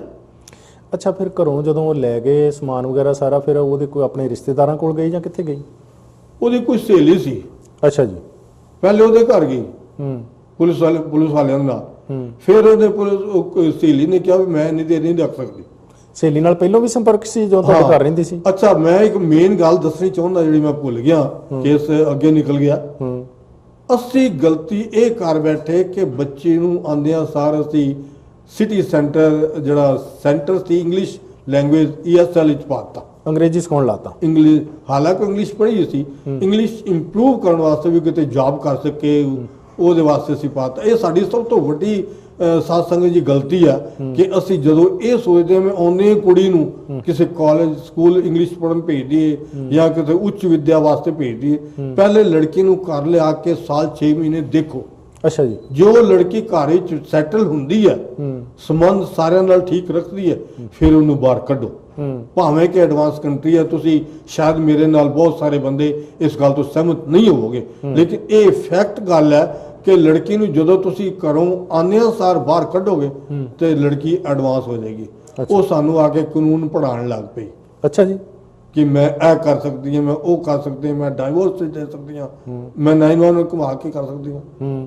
ਅਸੀਂ ਉਸ ਗੱਲਾਂ ਦੇ ਉੱਤੇ ਵੀ ਧਿਆਨ ਨਹੀਂ ਦਿੱਤਾ। ਸੋ ਇਹ ਸਾਰਾ ਕੁਝ ਉਹ ਸਕੂਲਾਂ ਸਿੱਖ ਕੇ ਆਉਂਦੀ ਸੀ ਵੀ ਮੈਂ ਆ ਕਰ ਸਕਦੀ ਸੀ। ਉਹ ਸਕੂਲਾਂ ਵਿੱਚ ਸਿਖਾਇਆ ਜਾਂਦਾ ਹੈ। ਅੱਛਾ ਜੀ, ESL ਕਾਲਜ ਜਿਹੜੇ ਨੇ ਸਕੂਲ ਲੈਂਗੁਏਜ ਸਿਖਾਉਂਦੇ, ਉਹਨਾਂ ਵਿੱਚ ਕੋਈ ਉਹਨਾਂ ਨੂੰ ਕੋਈ ਚੰਗੀ ਸਿੱਖਿਆ ਨਹੀਂ ਦਿੱਤੀ ਜਾਂਦੀ ਕੁੜੀਆਂ ਨੂੰ। ਅੱਛਾ ਜੀ, ਉਹਨਾਂ ਨੂੰ ਇਹ ਸਭ ਕੁਝ ਪੜਾਇਆ ਜਾਂਦਾ ਵੀ ਤੁਸੀਂ ਆਦਮੀ ਨਾਲ ਕਿਵੇਂ ਕਰਤਾ ਹੈ, ਆਦਮੀ ਨੂੰ ਕਿਵੇਂ ਡਰਾਉਣਾ ਹੈ। ESL ਕੱਲੀਆਂ ਕੁੜੀਆਂ ਲਈ ਥੋੜੋ, ਮੁੰਡਿਆਂ ਨੂੰ ਵੀ ਨਾਲ ਸਾਰਿਆਂ ਵਾਸਤੇ ਹੈਗਾ। ਉਹ ਅਲੱਗ-ਅਲੱਗ ਹੁੰਦਾ ਨਾ, ਮੁੰਡੇ ਕੁੜੀਆਂ ਇਕੱਠੇ ਨਹੀਂ ਹੁੰਦੇ। ਅੱਛਾ ਜੀ, ਅਲੱਗ-ਅਲੱਗ ਹੁੰਦੀਆਂ ਕਲਾਸਾਂ। ਸੋ ਤੁਸੀਂ ਅਲੱਗ ਕੋਰਸ ਵਿੱਚ ਭੇਜਿਆ ਸੀ? ਹਾਂ, ਅੱਛਾ, ਮਤਲਬ ਉੱਤੇ ਸੈਕਸ਼ਨ ਕਮਰੇ ਅਲੱਗ-ਅਲੱਗ ਬਣੇ ਹੋਏ ਨਾ ਸਿਟੀ ਸੈਂਟਰ ਵਿੱਚ। ਮੁੰਡਿਆਂ ਦੇ ਅਲੱਗ ਕਮਰੇ ਨੇ, ਕੁੜੀਆਂ ਦੇ ਅਲੱਗ-ਅਲੱਗ ਫਿਰ ਸੈਕਸ਼ਨ ਹੈ, ਅਪ ਗ੍ਰੇਡ ਹੈ, ਛੋਟਾ ਗ੍ਰੇਡ ਹੈ। ਹੁਣ ਵੱਡੀ ਲੜਕੀ ਜਿਹੜੀ ਸੀ ਉਹ ਹੋਰ ਗ੍ਰੇਡ ਸੀ, ਛੋਟੀ ਲੜਕੀ ਹੋਰ ਗ੍ਰੇਡ ਸੀ। ਵੱਡੀ ਲੜਕੀ ਦੀ ਕਦੀ ਸਾਨੂੰ ਸ਼ਿਕਾਇਤ ਨਹੀਂ ਆਈ, ਉਸੇ ਸਕੂਲ ਵਿੱਚ ਉਹ ਪੜ੍ਹਦੀ ਸੀ, ਉਸੇ ਵਿੱਚ ਉਹ ਪੜ੍ਹਦੀ ਸੀ। ਵੱਡੀ ਲੜਕੀ ਨੇ ਕਦੀ ਕੋਈ ਗੱਲ ਨਹੀਂ ਕੀਤੀ ਸਾਡੇ ਨਾਲ। ਵੱਡੀ ਲੜਕੀ ਨੇ, ਵੱਡੀ ਨੂੰਹ ਨੇ ਸਾਡੇ ਨਾਲ ਕੋਈ ਐਸੀ ਗੱਲ ਨਹੀਂ ਕੀਤੀ। ਉਹ ਕਮਾਲ ਦੀ ਗੱਲ ਹੈ ਕਿ ਵੱਡਾ ਲੜਕਾ ਜਿਹੜਾ ਕਿ ਹੈਂਡੀਕੈਪਟ ਹੈ, ਜਿਹਦੀ ਲੱਤ ਕੱਟੀ ਹੋਈ ਹੈ, ਉਹਦੀ ਜਿਹੜੀ ਘਰ ਵਾਲੀ ਹੈ ਤੁਹਾਡੀ ਨੂੰਹ ਹੈ, ਉਹ ਬੜੀ ਵਧੀਆ ਇੱਥੇ ਆ ਕੇ ਕੈਨੇਡਾ ਦੇ ਵਿੱਚ ਅੱਜ ਤੱਕ ਵੀ ਉਹਦੇ ਨਾਲ ਰਹਿ ਰਹੀ ਹੈ। ਉਸੇ ਸਕੂਲ ਦੇ ਵਿੱਚ ਉਹ ਪੜ੍ਹਦੀ ਰਹੀ ਹੈ, ਉੱਥੇ ਪੜ੍ਹਦੀ ਰਹੀ, ਉੱਥੋਂ ਹੀ ਸਾਰੇ ਕਾਨੂੰਨ ਉਹਨੇ ਵੀ ਸਿੱਖੇ। ਸੋ ਇਸ ਕਰਕੇ ਤੁਸੀਂ ਮਹਿਸੂਸ ਕਰਦੇ ਆ ਵੀ ਕਿਉਂਕਿ ਇਸ ਕੁੜੀ ਦਾ ਇਰਾਦਾ ਭੱਜਣ ਦਾ ਹੀ ਸੀਗਾ, ਇਸ ਕਰਕੇ ਉਹਨੇ ਇਸ ਸਿੱਖਿਆ ਦੀ ਦੁਰਵਰਤੋਂ ਕੀਤੀ। ਬਸ। ਅੱਛਾ, ਫਿਰ ਬਸ ਹੀ ਉਹ ਕੁੜੀ ਨੇ ਸਾਨੂੰ ਕਾਨੂੰਨ ਪੜ੍ਹਾਉਣੇ ਚਾਲੂ ਕਰਤੇ। ਅਸੀਂ ਫਿਰ ਵੀ ਨਹੀਂ ਸੋਚਿਆ ਵੀ ਕੁੜੀ ਸਾਨੂੰ ਇੰਨੇ ਤਾਰੇ ਦਿਖਾ ਰਹੀ ਹੈ ਤਾਂ ਅਸੀਂ ਇਹਨੂੰ ਵਾਪਸ ਭੇਜੀਏ। ਹਾਲਾਂਕਿ ਉਹਨੇ ਕਈ ਵਾਰੀ ਸਾਨੂੰ ਆਪ ਕਿਹਾ ਕਿ ਮੈਨੂੰ ਵਾਪਸ ਭੇਜ ਦਿਓ, ਤੇ ਮੈਂ ਕਿਹਾ ਨਹੀਂ, ਐਨ ਚੰਗਾ ਨਹੀਂ ਲੱਗਦਾ। ਦੂਜੀ ਲੜਕੀ ਦੀ ਸ਼ਾਦੀ ਆ, ਉਹਦੀ ਛੋਟੀ ਭੈਣ ਦੀ। ਅੱਛਾ, ਤੇ ਉਹਦੇ ਤੇ ਇਫੈਕਟ ਪਏਗਾ ਵੀ ਉੱਜੜ ਕੇ ਲੜਕੀ ਆ ਗਈ ਹੈ, ਕੈਨੇਡਾ ਗਈ ਸੀ ਵਿਆਹ ਕੇ। ਅਸੀਂ ਇਸ ਗੱਲ ਨੂੰ ਮੱਦੇ ਨਜ਼ਰ ਰੱਖ ਕੇ ਕੁੜੀ ਨੂੰ ਇੱਥੋਂ ਵਾਪਸ ਨਹੀਂ ਭੇਜਿਆ। ਨਹੀਂ, ਵਾਪਸ ਇਹ ਸਾਡੀ ਸ਼ਰਾਫਤ ਹੈ। ਕਿਸੇ ਨੂੰ ਬੁਲਾ ਕੇ ਤੁਸੀਂ ਵਾਪਸ ਭੇਜ ਵੀ ਦਿਓ ਤੇ ਉਹ ਵਾਪਸ ਫਿਰ ਜਦੋਂ ਮਰਜ਼ੀ ਆ ਸਕਦਾ। ਹਾਂ ਆ ਸਕਦੀ ਹੈ ਨਾ? ਆ ਸਕਦੀ। ਤੁਹਾਡੇ ਭੇਜਣ ਦਾ ਮਤਲਬ ਇਹ ਤਾਂ ਨਹੀਂ ਨਾ ਵੀ ਪੀਆਰ ਕਾਰਡ ਮਿਲ ਗਿਆ ਪੱਕੀ ਹੋ ਗਈ, ਆ ਸਕਦੀ, ਉਹ ਕੋਈ ਗੱਲ ਨਹੀਂ। ਲੇਕਿਨ ਅਸੀਂ ਇੱਕ ਵਾਰੀ ਭੇਜ ਦਿੰਦੇ ਤਾਂ ਸਾਡੇ ਦਿਲ ਨੂੰ ਇਹ ਤਸੱਲੀ ਤਾਂ ਹੁੰਦੀ ਅਸੀਂ ਇਹਨੂੰ ਵਾਪਸ ਭੇਜਿਆ, ਜਿਹੜਾ ਕਿ ਸਾਡੇ ਅੰਦਰ ਹੁਣ ਮਲਾਲ ਹੈ ਕਿ ਉਹ ਸਾਨੂੰ ਮੱਖਣ ਦੇ ਵਾਲ ਵਿੱਚੋਂ ਇੰਜ ਕਰਕੇ ਨਿਕਲ ਗਈ ਆ। ਅਸੀਂ ਅੱਜ ਤੱਕ ਉਹਨਾਂ ਕੋਲੋਂ $1 ਨਹੀਂ ਲਿਆ, ਸ਼ਾਦੀ ਤੋਂ 16-17 ਲੱਖ ਰੁਪਈਆ ਕੋਲੋਂ ਲਗਾਇਆ। ਅੱਛਾ। ਜਿਸ ਲੜਕੇ ਦਾ ਸਾਨੂੰ ਜ਼ਿਆਦਾ ਡਰ ਸੀ ਲੜਕੀ ਕਿਸ ਤਰ੍ਹਾਂ ਦੀ ਮਿਲੇਗੀ, ਉਹ ਲੜਕਾ ਪੜ੍ਹਿਆ ਲਿਖਿਆ ਹੈ, ਸਿੰਸਟੇਬਲ ਹੈ, ਲੜਕੀ ਤੇ ਲੜਕੇ ਦੀ ਅੰਡਰਸਟੈਂਡਿੰਗ ਇੰਨੀ ਵਧੀਆ ਕਿ ਉਹਨਾਂ ਦਾ ਜੀਵਨ ਠੀਕ, ਮਹਾਰਾਜ ਦੀ ਕਿਰਪਾ ਨਾਲ ਗ੍ਰਸਤੀ ਠੀਕ ਚੱਲ ਰਹੀ। ਲੇਕਿਨ ਇਸ ਕੁੜੀ ਦਾ ਉਹਨੇ ਕੱਪੜੇ ਵੀ ਵੱਡੀ ਲੜਕੀ ਨੇ ਕਦੀ ਗਲਤ ਨਹੀਂ ਪਾਏ। ਇਹ ਲੜਕੀ ਆਉਂਦਿਆਂ ਸਰ ਫੈਸ਼ਨ ਕਰਨਾ ਚਾਹੁੰਦੀ ਸੀ। ਚੰਡੀਗੜ੍ਹ ਦੀ ਸੀ ਨਾ? ਹਾਂ, ਚੰਡੀਗੜ੍ਹ ਦੀ ਰਹਿਣ ਵਾਲੀ। ਉਹ ਕਿੱਥੇ ਦੀ ਹੈ ਜਿਹੜੀ ਛੋਟੇ ਜਿਹਦੀ ਗੱਲ ਕਰ ਰਹੇ? ਵੱਡੀ ਕਿੱਥੇ ਦੀ ਹੈ ਜਿਹੜੀ? ਵੱਡੀ ਜੰਮੂ ਦੀ ਸੀ ਨਾ। ਅੱਛਾ ਜੀ, ਠੀਕ ਹੈ। ਲੇਕਿਨ ਵੱਡੀ ਲੜਕੀ ਨੇ ਕਦੀ ਗਲਤ ਫੈਸ਼ਨ ਦੇ ਕੱਪੜੇ ਨਹੀਂ ਪਾਏ, ਕਦੀ ਗਲਤ ਕੋਈ ਫਰਮਾਇਸ਼ ਨਹੀਂ ਕੀਤੀ।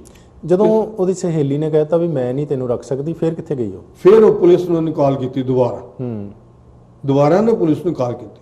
ਅੱਛਾ ਜੀ। ਤੇ ਉਹ ਪੁਲਿਸ ਨੂੰ ਉਹਨੂੰ ਸ਼ੈਲਟਰ ਪ੍ਰੋਵਾਈਡ ਕੀਤਾ, ਜਿਹੜੇ ਡਾਊਨਟਾਊਨ ਵਿੱਚ ਸ਼ੈਲਟਰ ਬਣੇ। ਹੁਣ ਇੱਕ ਘਰਾਣੇ ਘਰ ਦੀ ਲੜਕੀ ਜਾ ਕੇ ਡਾਊਨਟਾਊਨ ਸ਼ੈਲਟਰਾਂ ਵਿੱਚ ਰਵੇ ਤੇ ਤੁਸੀਂ ਅੰਦਾਜ਼ਾ ਲਾ ਸਕਦੇ ਹੋ ਸਾਧ ਸੰਗਤ ਜੀ ਕਿ ਸ਼ੈਲਟਰਾਂ ਦਾ ਜੀਵਨ ਇੱਕ ਲੜਕੀ ਵਾਸਤੇ ਕਿਹੋ ਜਿਹਾ ਹੋ ਸਕਦਾ।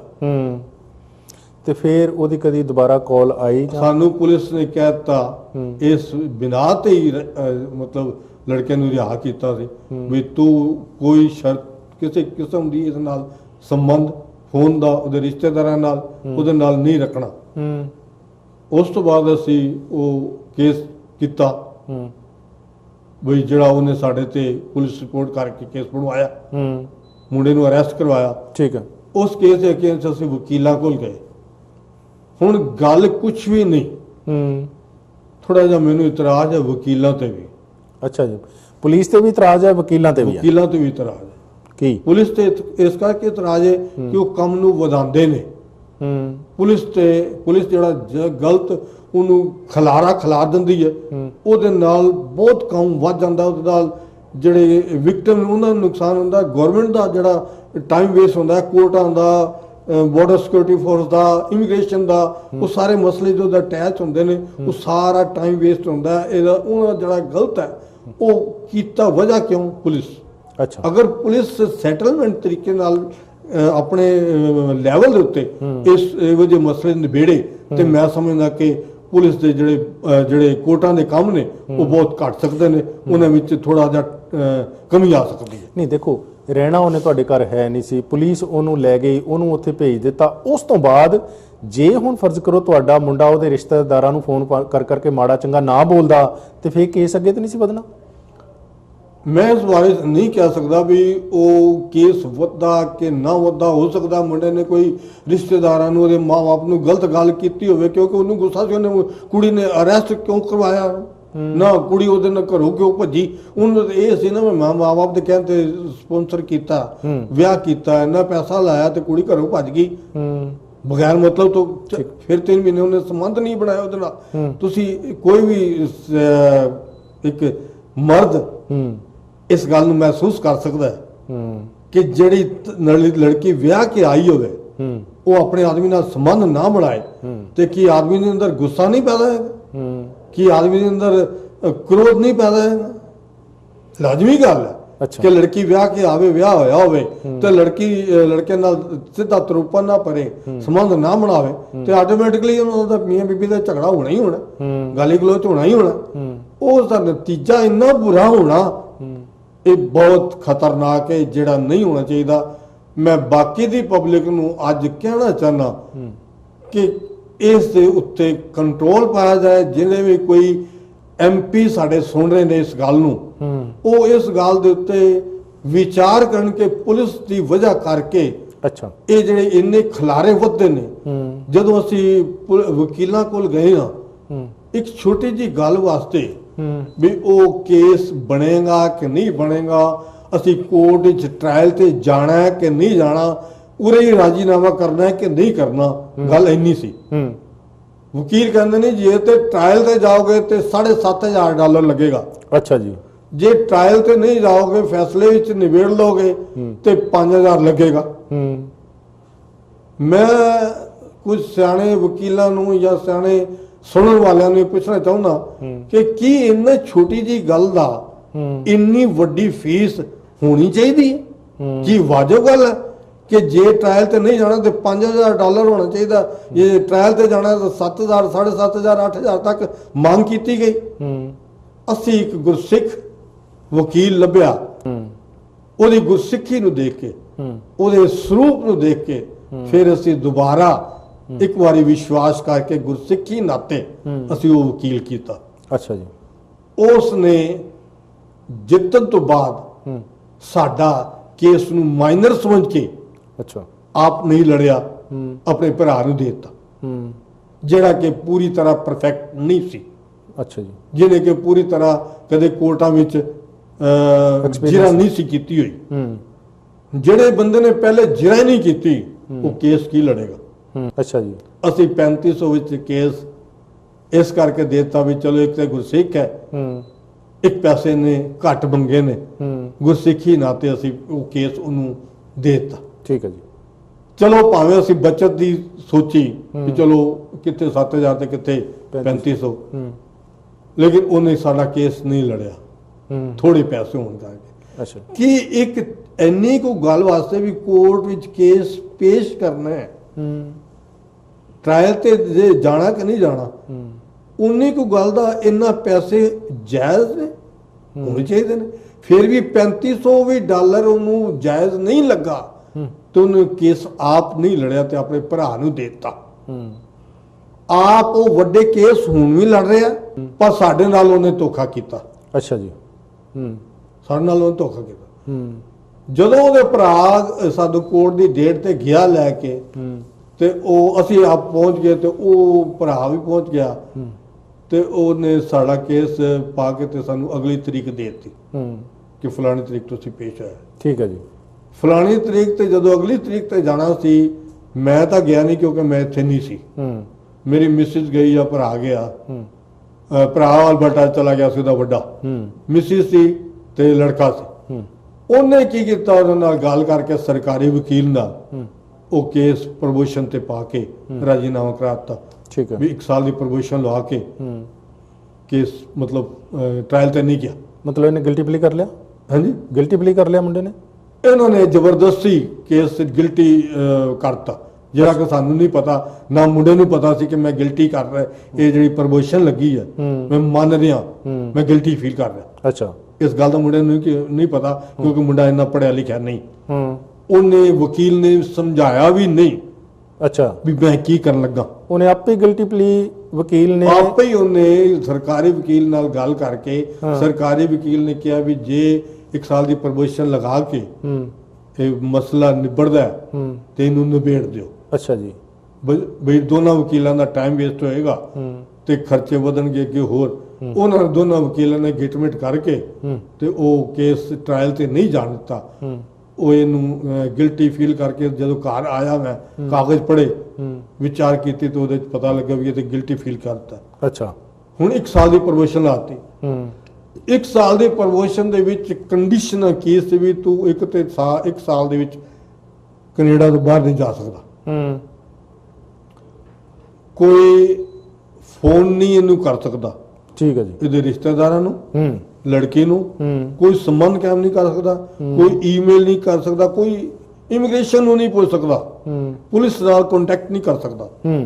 ਕੀ ਸਾਰੀਆਂ ਕੰਡੀਸ਼ਨਾਂ ਉਸ ਮੁੰਡੇ ਵਾਸਤੇ, ਜਿਸ ਮੁੰਡੇ ਨੇ ਸ਼ਰਾਫਤ ਵਿੱਚ, ਇਨਸਾਨੀਅਤ ਦੇ ਨਾਤੇ, ਇੱਕ ਵਿਸ਼ਵਾਸ ਕਰਕੇ ਗੁਰਸਿੱਖੀ ਨਾਤੇ ਇਨਸਾਨ ਦੇ ਵਿਆਹ ਕਰ ਲਿਆ, ਉਹਦਾ ਕੀ ਕਸੂਰ ਸੀ? ਇਹੀ ਮੇਰਾ ਅੱਜ ਦਾ ਮਸਲਾ ਹੈ। ਗਿਆਨੀ ਤੁਸੀਂ ਸਿਆਣੇ ਬਹੁਤ ਹੋ ਕਿ ਇਹ ਕਾਨੂੰਨ ਆਪਣੇ ਤਰੀਕੇ ਨਾਲ ਕੰਮ ਕਰਦਾ। ਜਦੋਂ ਇੱਕ ਬੰਦੇ ਤੇ ਜੇ ਚਾਰਜ ਲੱਗਿਆ ਤੇ ਉਹ ਕਹਿ ਰਿਹਾ ਜੀ ਮੈਂ ਗਿਲਟੀ ਹਾਂ, ਤੇ ਫਿਰ ਕੰਡੀਸ਼ਨਾਂ ਤੇ ਲੱਗਣੀ। ਉਹਨੂੰ ਪਤਾ ਹੀ ਨਹੀਂ ਮੈਂ ਗਿਲਟੀ ਹਾਂ। ਮੇਰੇ ਤੇ ਕਾਗਜ਼ਾਂ 'ਚ ਕੀ ਲਿਖਿਆ ਉਹਨਾਂ ਨੇ?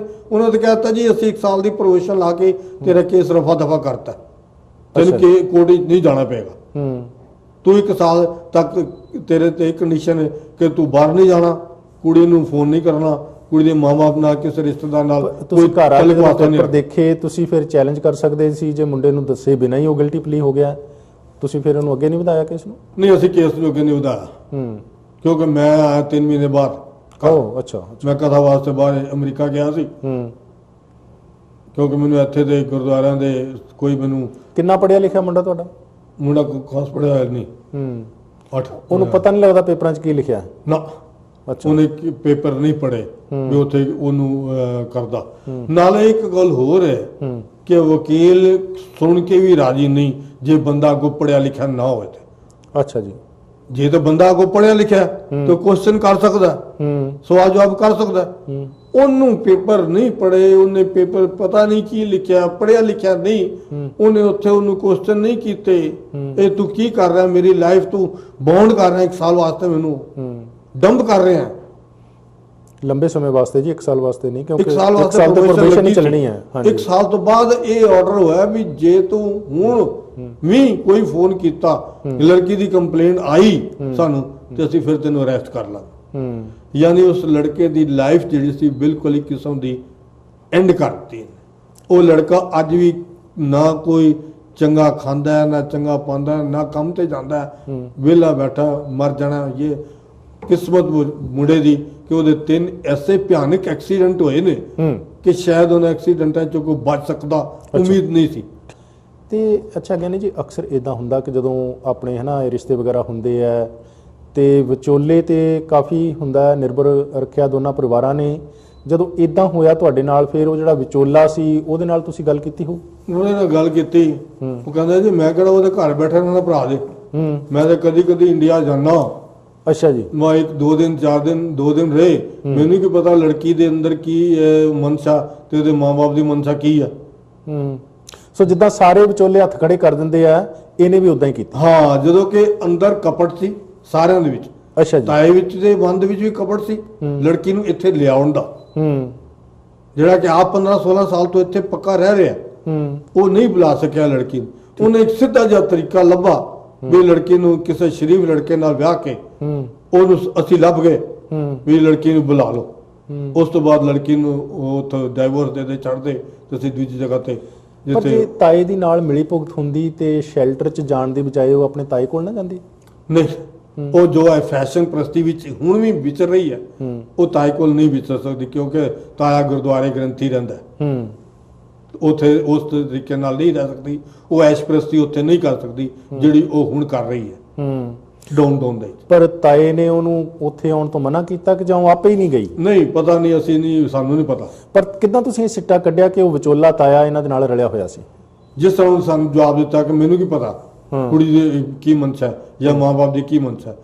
ਸਿੱਧੀ ਜੀ ਗੱਲ ਹੈ ਕਿ ਜਦੋਂ ਅਸੀਂ ਕੁੜੀ ਘਰੋਂ ਭੱਜੀ ਹੈ, ਲੜਾਈ ਝਗੜਾ ਕੀਤਾ, ਅਸੀਂ ਤਾਏ ਨੂੰ ਫੋਨ ਕੀਤੇ ਨੇ, ਤਾਏ ਨੇ ਸਾਨੂੰ ਕੋਈ ਸਹੀ ਰਿਸਪੌਂਸ ਨਹੀਂ ਦਿੱਤਾ। ਕੋਈ ਕੁੜੀ ਨੂੰ ਸਮਝਾਉਣ ਦੀ ਵੀ ਤੂੰ ਇਹ ਗਲਤ ਕਰ ਰਹੀ ਹੈ, ਨਹੀਂ ਕਰ ਰਹੀ, ਉਹਨੇ ਕੋਈ ਆਪਣਾ ਰੋਲ ਅਦਾ ਨਹੀਂ ਕੀਤਾ। ਕੁੜੀ ਦੇ ਮਾਂ-ਬਾਪ ਨੇ ਕੀ ਕਿਹਾ?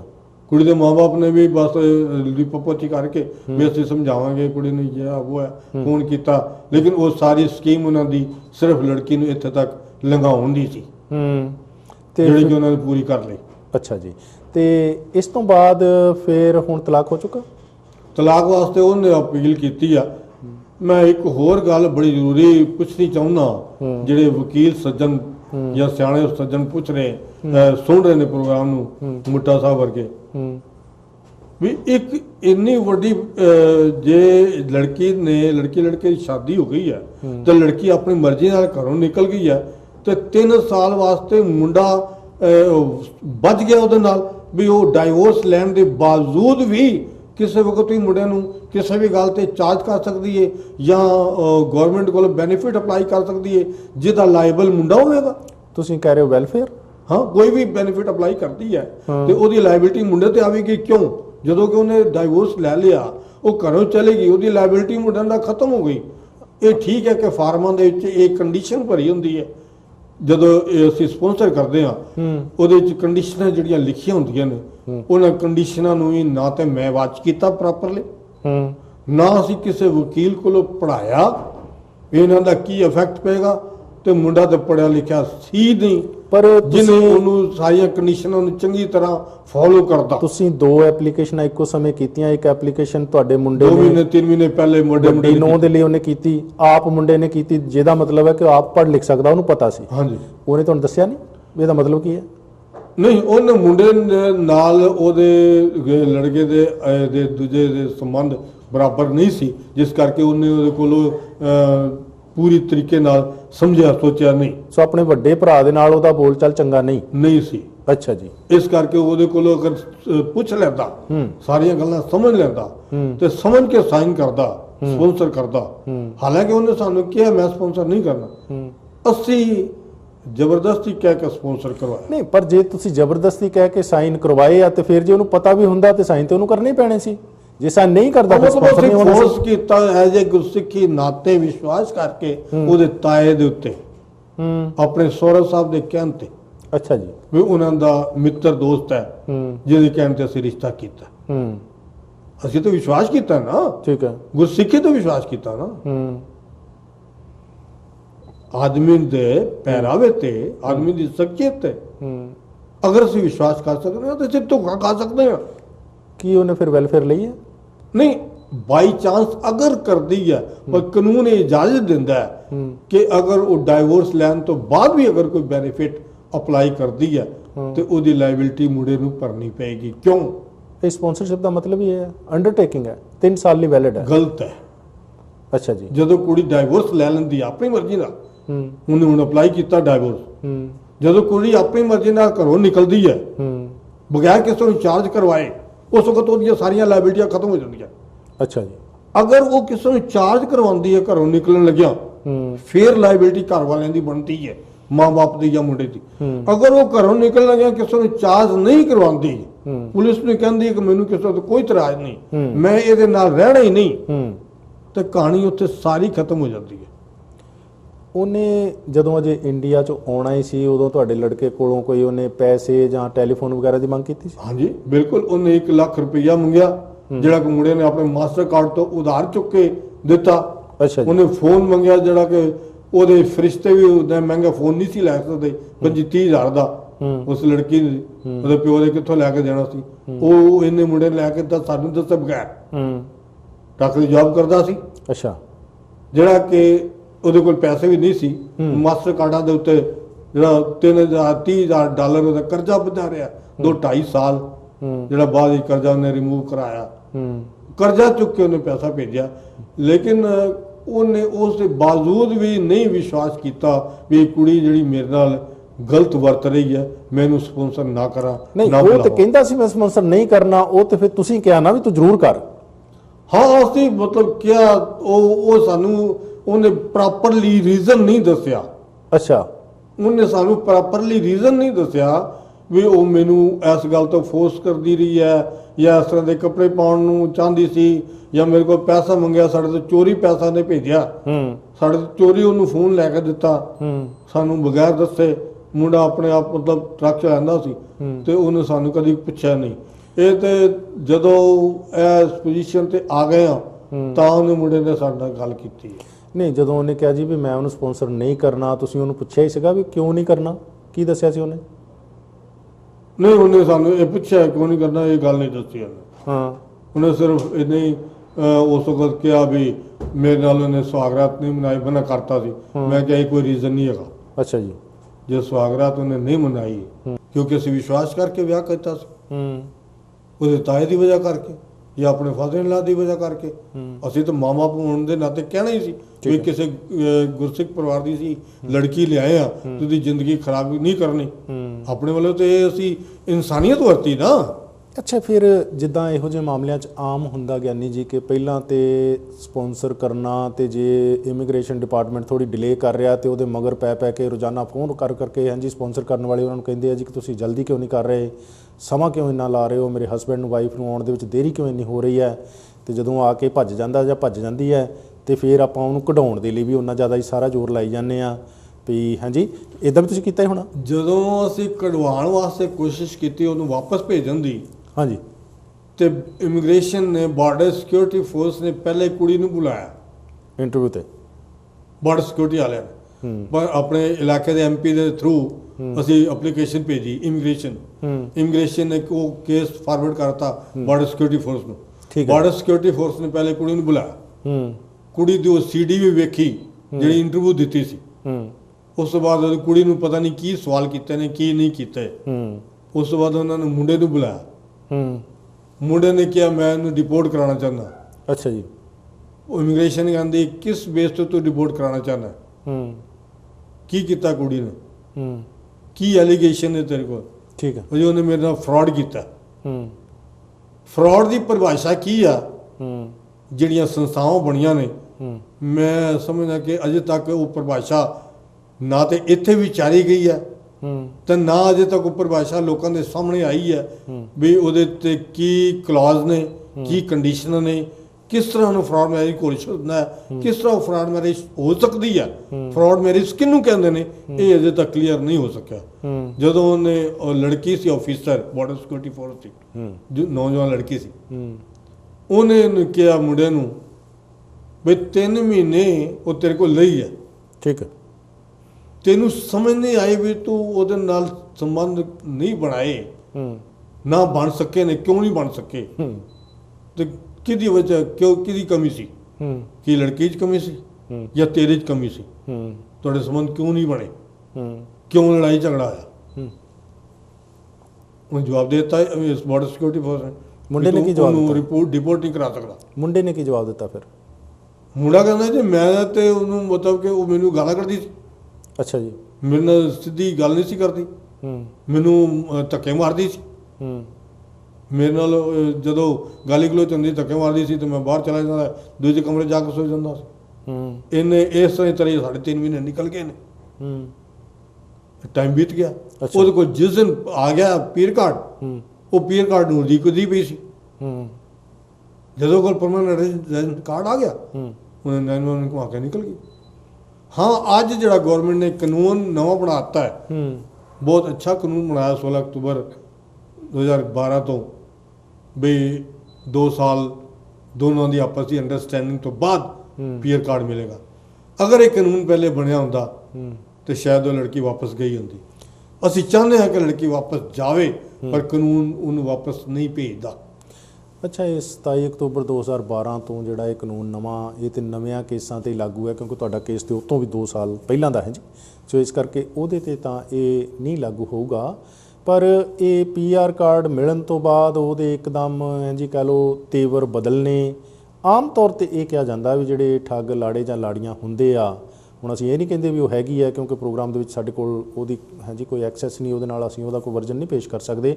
ਪਰ ਜਿੱਦਾਂ ਤੁਸੀਂ ਦੱਸ ਰਹੇ ਹੋ ਕਿ ਜੀ ਐਟਲੀਸਟ 3 ਮਹੀਨੇ ਉਹ ਤੁਹਾਡੇ ਘਰ ਰਹੀ ਆ ਫਿਰ ਵੀ ਲੜਕੀ, ਤੇ ਪਰ ਫਿਰ ਵੀ ਸੋਚਣ ਵਾਲੀ ਗੱਲ ਇਹ ਹੈ ਕਿ ਕਈ ਵਾਰੀ ਇਹ ਠੱਗ ਜਿਹੜੇ ਲਾੜੇ ਜਾਂ ਲਾੜੀਆਂ ਹੁੰਦੇ ਨਾ, ਉਹਨਾਂ ਨੂੰ ਇਹ ਤਕਨੀਕੀ ਗੱਲਾਂ ਇੱਥੇ ਬਾਰੇ ਸਮਝਾਉਣ ਦੇ ਲਈ ਕਿ ਜਦੋਂ ਪੀਆਰ ਕਾਰਡ ਮਿਲੇਗਾ ਇੱਦਾਂ ਕਰ ਲਈ, ਜਿੰਨਾ ਚਿਰ ਨਾ ਮਿਲੂਗਾ ਉਹਨਾਂ ਚਿਰ ਇੱਦਾਂ ਕਰ ਲਈ, ਉਹਦਾ ਕੋਈ ਨਾ ਕੋਈ ਆਕਾ ਹੁੰਦਾ ਹੈ ਜੀ। ਸੋ ਤੁਹਾਨੂੰ ਕੀ ਲੱਗਦਾ ਕਿ ਉਹਨੂੰ ਇਹ ਸਾਰੀਆਂ ਗੱਲਾਂ ਕੋਈ ਸਮਝਾਉਣ ਵਾਲਾ ਵੀ ਸੀਗਾ ਇੱਥੇ? ਕਿਦੋਂ ਲੜਕੀ ਨੂੰ ਇੱਥੇ ਦੇ ਹਾਲਾਤਾਂ ਬਾਰੇ ਦੱਸਣ ਬਾਰੇ ਕਿ ਇੰਨੀ ਕੁ ਦੇਰ ਬਾਅਦ ਤੂੰ ਘਰੋਂ ਚਲੇ ਜੀ ਤੇ ਫਿਰ ਤੇਰਾ ਕੋਈ ਕੁਝ ਨਹੀਂ ਵਿਗਾੜ ਸਕਦਾ। ਇਹ ਸਾਰਾ ਕੁਝ ਸਕੂਲ ਵਿੱਚੋਂ ਸਿੱਖ ਕੇ ਆਈ? ਸਕੂਲ ਵਿੱਚੋਂ ਸਿੱਖ ਕੇ ਆਈ ਹੈ? ਹਾਂਜੀ। ਅੱਛਾ ਜੀ। ਸਕੂਲ ਹੀ ਸਾਰੀਆਂ ਚੀਜ਼ਾਂ ਸਮਝਾਉਂਦੇ ਨੇ। ਉਹ ਤਾਏ ਨੇ ਤਾਂ ਨਹੀਂ ਕੁਝ ਸਮਝਾਇਆ ਵਿਚੋਲੇ ਨੇ? ਤਾਇਆ ਤੇ ਆਟੋ ਆ ਰਿਹਾ ਨਹੀਂ, ਟੈਲੀਫੋਨ ਤੇ ਚੱਲਦੇ ਆ ਨਾ। ਹਾਂ, ਟੈਲੀਫੋਨ ਤੇ ਗੱਲਾਂ ਹੁੰਦੀਆਂ, ਲੇਕਿਨ ਮੈਂ ਨਹੀਂ ਸਮਝਦਾ ਕਿ ਤਾਏ ਨੇ ਉਹਨੂੰ ਇਸ ਤਰ੍ਹਾਂ ਦਾ ਕੋਈ ਭੜਕਾਟ ਜਾਂ ਕੋਈ ਸਿੱਖਿਆ ਦਿੱਤੀ ਹੋਵੇ ਵੀ ਤੂੰ ਇੰਝ ਕਰ। ਨਾਲੇ ਤੁਸੀਂ ਕਿੰਨੇ ਵਿਚੋਲੇ ਦੀ ਮਨਸ਼ਾ ਮਾੜੀ ਸੀ, ਰਲਿਆ ਹੋਇਆ ਸੀ? ਨਹੀਂ, ਮੈਂ ਇਹ ਨਹੀਂ ਕਹਿ ਸਕਦਾ ਨਾ ਵੀ ਤਾਏ ਨੇ ਉਹਨੂੰ ਕੀ ਸਮਝਾਇਆ ਕੀ ਨਹੀਂ ਸਮਝਾਇਆ, ਉਹਦੀ ਫੋਨ ਤੇ ਕਦੀ ਗੱਲਬਾਤ ਹੋਈ ਕਿ ਨਹੀਂ ਹੋਈ। ਅਸੀਂ ਇਹ ਸਮਝਦੇ ਕਿ ਜਦੋਂ ਕੁੜੀ ਘਰੋਂ ਭੱਜੀ ਹੈ, ਅਸੀਂ ਤਾਏ ਨਾਲ ਗੱਲ ਕੀਤੀ ਹੈ ਤੇ ਤਾਏ ਨੇ ਸਾਨੂੰ ਕੋਈ ਉਹਦਾ ਸਹੀ ਸੋਲੂਸ਼ਨ ਨਹੀਂ ਦਿੱਤਾ, ਕੋਈ ਸਾਡੇ ਨਾਲ ਸਹੀ ਗੱਲਬਾਤ ਨਹੀਂ ਕੀਤੀ ਵੀ ਮੈਂ ਕੁੜੀ ਨੂੰ ਸਮਝਾਵਾਂਗਾ ਜਾਂ ਕੁੜੀ ਨੂੰ ਸਮਝਾਇਆ ਜਾਂ ਉਹ ਮੇਰੇ ਆਖੇ ਨਹੀਂ ਲੱਗਦੀ, ਕੋਈ ਗੱਲ ਨਹੀਂ, ਮਤਲਬ ਉਹ ਵੀ ਸਾਡੇ ਨੂੰ ਪ੍ਰੋਪਰ ਕੋਈ ਜਵਾਬ ਨਹੀਂ ਦੇ ਸਕਿਆ। ਅੱਛਾ ਜੀ। ਜਿਸ ਕਰਕੇ ਅਸੀਂ ਸਮਝਦੇ ਹਾਂ ਵੀ ਉਹ ਸਾਰੇ ਸਕੀਮ ਸੀ ਉਹਨਾਂ ਦੀ, ਤਾਏ ਦੀ ਵੀ ਸਕੀਮ ਸੀ ਕੁੜੀ ਨੂੰ ਇੱਥੇ ਲਿਆਉਣ ਦੀ। ਉਹ ਆ ਗਈ, ਪੱਕੀ ਹੋ ਗਈ। ਹੁਣ ਉਹ ਪਤਾ ਲੱਗਾ ਵੀ ਉਸ ਕੁੜੀ ਦੇ ਸੰਬੰਧ ਕਿਸੇ ਹੋਰ ਨਾਲ ਨੇ, ਉਹ ਕਿਸੇ ਹੋਰ ਨੂੰ ਲਿਆਉਣਾ ਚਾਹੁੰਦੀ ਹੈ ਡਾਈਵੋਰਸ ਲੈ ਕੇ। ਤੇ ਸਕੂਲ ਕਿੰਨੀ ਦੇਰ ਗਈ ਆ? ਸਕੂਲ ਗਈ ਉਹ ਕੋਈ 8-9 ਮਹੀਨੇ। 8-9 ਮਹੀਨਿਆਂ ਦੇ ਵਿੱਚ ਉਹਨੂੰ ਸਾਰੇ ਕਾਨੂੰਨੀ ਤੌਰ ਤੇ ਸਮਝ ਲੱਗ ਗਈ। ਉੱਥੇ ਜਿਹੜੀਆਂ ਕਲਾਸਾਂ ਦੇ ਵਿੱਚ ਮਤਲਬ ਕਿ ਟੀਚਰਸ ਜਾਂ ਕੋਈ ਐਸੇ ਉਹਦੇ ਹੋਰ ਫਰੈਂਡਸ ਬਣ ਗਈਆਂ ਲੜਕੀਆਂ ਜਿਹੜੀਆਂ ਉਹਨਾਂ ਨੂੰ ਦੱਸ ਰਹੀਆਂ ਸੀਗੀਆਂ ਵੀ ਇਦਾਂ ਵੀ ਹੋ ਸਕਦਾ? ਹਾਂਜੀ। ਤੇ ਉਹ ਪੜ੍ਹਾਈ ਦਾ ਉਹਨੂੰ ਕੋਈ ਫਾਇਦਾ ਵੀ ਹੋਇਆ? ਮਤਲਬ ਕੋਈ ਨੌਕਰੀ ਲੱਭਣ ਦੇ ਵਿੱਚ ਜਾਂ ਹੋਰ ਕਿਤੇ ਜੋ ਕੁਝ ਵੀ ਉਹਨੇ ਸਿੱਖਿਆ ਉਹਦਾ ਕੋਈ? ਹਾਂ ਇੰਗਲਿਸ਼ ਇੰਪਰੂਵ ਹੋਈ, ਉਹਨੇ ਨੌਕਰੀ ਵੀ ਕੀਤੀ ਜੋ ਵੀ ਸੀ, ਪਰ ਕੁੜੀ ਐਡਵਾਂਸ ਸੀ। ਚੰਡੀਗੜ੍ਹ ਕਾਲਜ ਦੀ ਪੜ੍ਹੀ ਹੋਈ ਲੜਕੀ ਸੀ, ਐਡਵਾਂਸ ਬਹੁਤ ਜ਼ਿਆਦਾ ਸੀ, ਜਿਹੜਾ ਕਿ ਸਾਨੂੰ ਨਹੀਂ ਸੀ ਪਤਾ।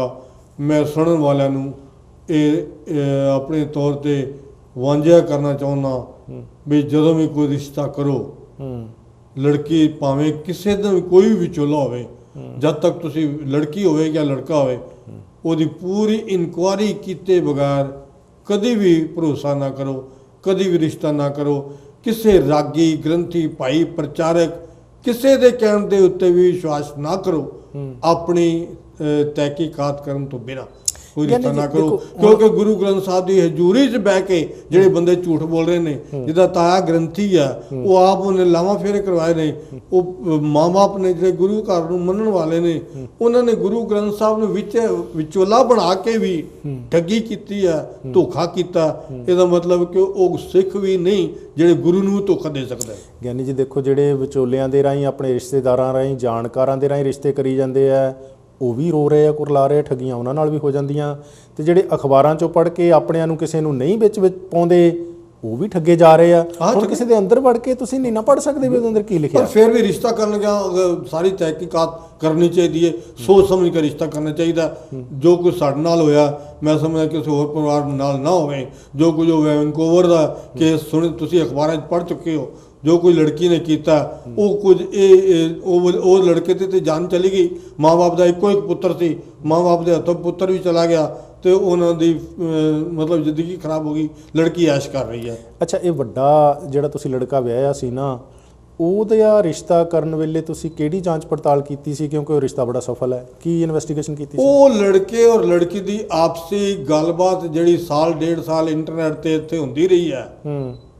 ਇੰਟਰਨੈਟ ਤੇ ਰਿਸ਼ਤਾ ਲੱਭਾ ਸੀ, ਉਹਨੇ ਆਪਣੀ ਪ੍ਰੋਫਾਈਲ ਪਾਈ ਸੀ ਤੇ ਕੁੜੀ ਨੇ ਉੱਥੇ ਉਹਦੀ ਪ੍ਰੋਫਾਈਲ ਪੜ੍ਹ ਕੇ ਕੰਟੈਕਟ ਕੀਤਾ। ਸਾਲ ਡੇਢ ਸਾਲ ਉਹਨਾਂ ਦੀ ਗੱਲਬਾਤ ਚੱਲਦੀ ਰਹੀ। ਫਿਰ ਉਹਨੂੰ ਮੁੰਡੇ ਨੂੰ ਉਹਦੀਆਂ ਫੋਟੋਆਂ ਭੇਜੀਆਂ, ਡਰਾਈਵਿੰਗ ਦਾ, ਪੈਦਲ ਚੱਲਣ ਦਾ, ਕੰਮ ਤੇ ਜਾਣ ਦਾ, ਆਉਣ ਦਾ, ਉਹ ਸਾਰੇ ਉਹਨੇ ਲੋਕੇਸ਼ਨ ਸਾਰਾ ਕੁਝ ਸਮਝਿਆ ਵੀ ਮੁੰਡਾ ਨਾਰਮਲ ਲਾਈਫ ਜੀ ਰਿਹਾ। ਉਸ ਦੇ ਬਾਵਜੂਦ ਫੋਟੋਆਂ ਖਿੱਚ ਕੇ ਭੇਜੀਆਂ ਉਹਦੀਆਂ ਡਰਾਈਵਿੰਗ ਦੀਆਂ, ਉਹਦੇ ਘਰ ਦੇ ਚੱਲਣ ਦੀਆਂ, ਕੰਮ ਤੇ ਜਾਣ ਦੇ, ਆਉਣ ਦੀਆਂ। ਉਸ ਦੇ ਬਾਵਜੂਦ ਕੁੜੀ ਨੇ ਕਿਹਾ ਵੀ ਤੂੰ ਇੱਕ ਵਾਰੀ ਇੰਡੀਆ ਆ, ਮੈਂ ਆਮੋ ਸਾਹਮਣੇ ਬਹਿ ਕੇ ਕੋਈ ਗੱਲਬਾਤ ਕਰਨੀ ਚਾਹੁੰਦੀ। ਜਿਹੜਾ ਕਿ ਉਹਨਾਂ ਨੂੰ ਅਸੀਂ 2 ਘੰਟੇ ਟਾਈਮ ਦਿੱਤਾ। ਮੈਂ ਲੜਕੀ ਨੂੰ ਇਹ ਗੱਲ ਕਹੀ, ਮੈਂ ਕਿਹਾ ਬੇਟਾ ਅੱਜ ਟਾਈਮ ਲੈ ਲਓ, ਜਿੰਨਾ ਵੀ ਲੈ ਸਕਦੇ। ਜਿਹੜੀਆਂ ਵੀ ਤੁਹਾਡੀਆਂ ਲਾਈਫ ਦੀਆਂ ਆਪਸ ਵਿੱਚ ਅੰਡਰਸਟੈਂਡਿੰਗ ਦੀਆਂ ਗੱਲਾਂ ਨੇ, ਉਹ ਤੁਸੀਂ ਅੱਜ ਕਰ ਲਓ। ਜ਼ਿੰਦਗੀ 'ਚ ਬਾਅਦ ਵਿੱਚ ਕਦੀ ਇਹ ਨਾ ਕਵੀਂ ਕਿ ਮੈਂ ਐਡਜਸਟ ਕੀਤਾ ਹੈਂਡੀਕੈਪ ਨੂੰ, ਠੀਕ ਹੈ ਜੀ, ਜਾਂ ਕਿਸੇ ਗੱਲ ਦੇ ਦਬਾਅ ਵਿੱਚ ਆ ਕੇ ਰਿਸ਼ਤਾ ਕੀਤਾ। ਇਹ ਗੱਲ ਮੈਂ ਬਾਅਦ ਦੀ ਜ਼ਿੰਦਗੀ 'ਚ ਨਹੀਂ ਸੁਣਨਾ ਚਾਹੁੰਦਾ। ਜਦੋਂ ਕਿ 2 ਘੰਟੇ ਦੇ ਰਿਜ਼ਲਟ ਤੋਂ ਬਾਅਦ ਲੜਕੀ ਨੇ ਆਪਣੀ ਖੁਸ਼ੀ ਨਾਲ ਕਿਹਾ, ਪਾਪਾ ਮੈਂ ਸਾਰੀ ਗੱਲ ਸਮਝ ਲਈ ਹੈ, ਮੈਂ ਸਮਝ ਕੇ ਰਿਸ਼ਤਾ ਕਰ ਰਹੀ ਹਾਂ। ਮੈਂ ਗੁਰੂ ਮਹਾਰਾਜ ਨੂੰ ਹਾਜ਼ਰ ਨਾਜ਼ਰ ਸਮਝ ਕੇ ਕਹਿੰਦੀ ਹਾਂ ਕਿ ਮੈਂ ਆਪਣੇ ਪਤੀ ਦੇ ਪੂਰੀ ਵਫਾਦਾਰ ਰਹਾਂਗੀ। ਔਰ ਅਜੇ ਤੱਕ ਉਹ ਵਫਾਦਾਰ ਹੈ। ਦੁੱਧ ਬੁੱਧ ਫਿਰਦਿਆਂ ਕੋਈ ਪਤਾ ਨਹੀਂ ਲੱਗਦਾ ਕਿ ਇਨਸਾਨ ਕਦੋਂ ਬੇਈਮਾਨ ਹੋ ਜਾਏ, ਕਿਸੇ ਨੂੰ ਕੋਈ ਪਤਾ ਨਹੀਂ। ਦੇਖੋ ਜੀ, ਇੰਟਰਨੈਟ ਤੇ ਚਲੋ ਇਹ ਮੁਲਾਕਾਤ ਇਹਨਾਂ ਦੀ ਹੋਈ, ਇਹ ਰਿਸ਼ਤਾ ਸਫਲ ਹੈ, ਪਰ ਕਿੰਨੀਆਂ ਹੀ ਉਦਾਹਰਨਾਂ ਨੇ ਕਿ ਇੰਟਰਨੈਟ ਤੇ ਲੋਕ ਇੱਕ ਦੂਸਰੇ ਨਾਲ ਵੱਡੇ ਵੱਡੇ ਝੂਠ ਬੋਲੀ ਜਾਂਦੇ ਨੇ। ਸੋ ਇੱਥੇ 2011 ਦਾ ਉਹ ਕੇਸ ਕਿਹਨੂੰ ਨਹੀਂ ਪਤਾ, ਜਿਹਦੇ ਵਿੱਚ ਆਇਆ ਸੀ ਲੜਕਾ ਇੰਟਰਨੈਟ ਤੇ, ਇੱਥੇ ਲੜਕੀ ਹੈਂਡੀਕੈਪ ਸੀ, ਉਹਨੂੰ ਮਿਲਿਆ, ਆਉਂਦਿਆਂ ਹੀ ਉਹ ਭੱਜ ਗਿਆ ਤੇ ਉਹਨੂੰ ਥੋੜ੍ਹੇ ਮਹੀਨਿਆਂ ਤੋਂ ਬਾਅਦ ਇਮੀਗ੍ਰੇਸ਼ਨ ਮਿਨਿਸਟਰ ਨੇ ਦਖਲ ਦੇ ਕੇ ਇੱਥੋਂ ਵਾਪਸ ਭਿਜਵਾਇਆ। ਉਹਨਾਂ ਦੀ ਮੁਲਾਕਾਤ ਵੀ ਇੰਟਰਨੈਟ ਤੇ ਹੋਈ ਸੀ। ਹਾਂਜੀ। ਸੋ ਇੰਟਰਨੈਟ ਤੇ ਹੋਣ ਵਾਲੀਆਂ ਸਾਰੀਆਂ ਗੱਲਾਂ ਸੱਚ ਨਹੀਂ ਤੇ ਸਾਰੇ ਰਿਸ਼ਤੇ ਸਫਲ ਨਹੀਂ। ਸੋ ਕਹਿਣ ਦਾ ਮਤਲਬ ਇਹ ਹੈ ਕਿ ਤੁਸੀਂ ਜਿੰਨੀ ਮਰਜ਼ੀ ਜਾਂਚ ਪੜਤਾਲ ਕਰ ਲਓ, ਜੇ ਕਿਸੇ ਦੇ ਮਨ ਦੇ ਵਿੱਚ ਖੋਟ ਹੈ ਨਾ, ਉਹ ਤੁਸੀਂ ਲੱਭ ਨਹੀਂ ਸਕਦੇ। ਹਾਂਜੀ, ਇਹ ਤਾਂ ਲੱਭੀ ਨਹੀਂ ਜਾ ਸਕਦੀ। ਕਿਸੇ ਦੇ ਮਨ 'ਚ ਖੋਟ ਕਿਸ ਤਰ੍ਹਾਂ ਭਰੀਏ, ਇਹ ਕਿਸੇ ਦੀ ਵੀ ਨਹੀਂ ਲੱਭੀ ਜਾ ਸਕਦੀ। ਅਸੀਂ ਅੰਦਰੋਂ ਕੀ ਆ, ਬਾਹਰੋਂ ਕੀ ਆ, ਜੇ ਸਾਨੂੰ ਪਰਮਾਤਮਾ ਦਾ ਡਰ ਹੈ, ਭਾਉ ਹੈ, ਤਾਂ ਹੀ ਅਸੀਂ ਸੱਚੇ ਹੋ ਸਕਦੇ ਹਾਂ। ਬਾਣੀ ਕਹਿੰਦੀ, ਗੁਰੂ ਅਮਰਦਾਸ ਜੀ ਆਨੰਦ ਸਾਹਿਬ ਦੇ, ਜਿਉ ਨਿਰਮਲ ਬਾਹਰੋਂ ਨਿਰਮਲ, ਬਾਹਰੋਂ ਨਿਰਮਲ ਜਿਉ ਤਾਂ ਨਿਰਮਲ, ਸਤਿਗੁਰ ਤੇ ਕਰਨੀ ਕਮਾਣੀ। ਜਿਉ ਨਿਰਮਲ ਦਾ ਮਤਲਬ ਹੈ ਕਿ ਹਿਰਦੇ ਤੋਂ ਸ਼ੁੱਧ ਹੋ, ਹਿਰਦੇ ਤੋਂ ਪਵਿੱਤਰ ਹੋ, ਹਿਰਦੇ ਤੋਂ ਚੰਗਾ ਬਣ, ਤਾਂ ਬਾਹਰੋਂ ਚੰਗਾ ਖਵਾ ਸਕੇਗਾ। ਸੋ ਕਹਿਣ ਦਾ ਮਤਲਬ ਸ਼ਕਲ ਧਾਰਨ ਦੇ ਨਾਲ ਤੁਸੀਂ ਚੰਗੇ ਨਹੀਂ ਹੋ ਸਕਦੇ। ਨਹੀਂ ਨਹੀਂ, ਨਾ ਸ਼ਕਲ ਦਾ ਨਾ ਪੇਖ ਦਾ, ਨੀਲੀਆਂ ਪੀਲੀਆਂ ਪੱਗਾਂ ਬੰਨ ਲੈਣ ਜਾਂ ਕਿਰਪਾਨਾਂ ਅੰਦਰ ਬਾਹਰ ਪਾ ਲੈਣ ਨਾਲ, ਪੇਖ ਬਣਾ ਲੈਣ ਨਾਲ ਅਸੀਂ ਆਪਣੇ ਆਪ ਨੂੰ ਧਾਰਮਿਕ ਜਾਂ ਕੋਈ ਸਿੱਖ ਨਹੀਂ ਅਖਵਾ ਸਕਦੇ। ਪਰ ਅੱਜ ਜਿਹਦੀ ਸ਼ਕਲ ਸਿੱਖ ਵਾਲੀ ਨਹੀਂ ਉਹਨੂੰ ਤੇ ਆਪਾਂ ਸਿੱਖ ਮੰਨਣ ਨੂੰ ਹੀ ਤਿਆਰ ਨਹੀਂ। ਹਾਂ ਨਹੀਂ, ਇਹ ਤੇ ਆਪਣੇ ਮਨ ਨਾਲ ਅਸੀਂ ਸੋਚਣਾ ਨਾ ਵੀ ਸਾਡੀ ਮਨ ਤੇ ਆਤਮਾ ਕਿੰਨੀ ਕੁ ਪਵਿੱਤਰ ਹੈ।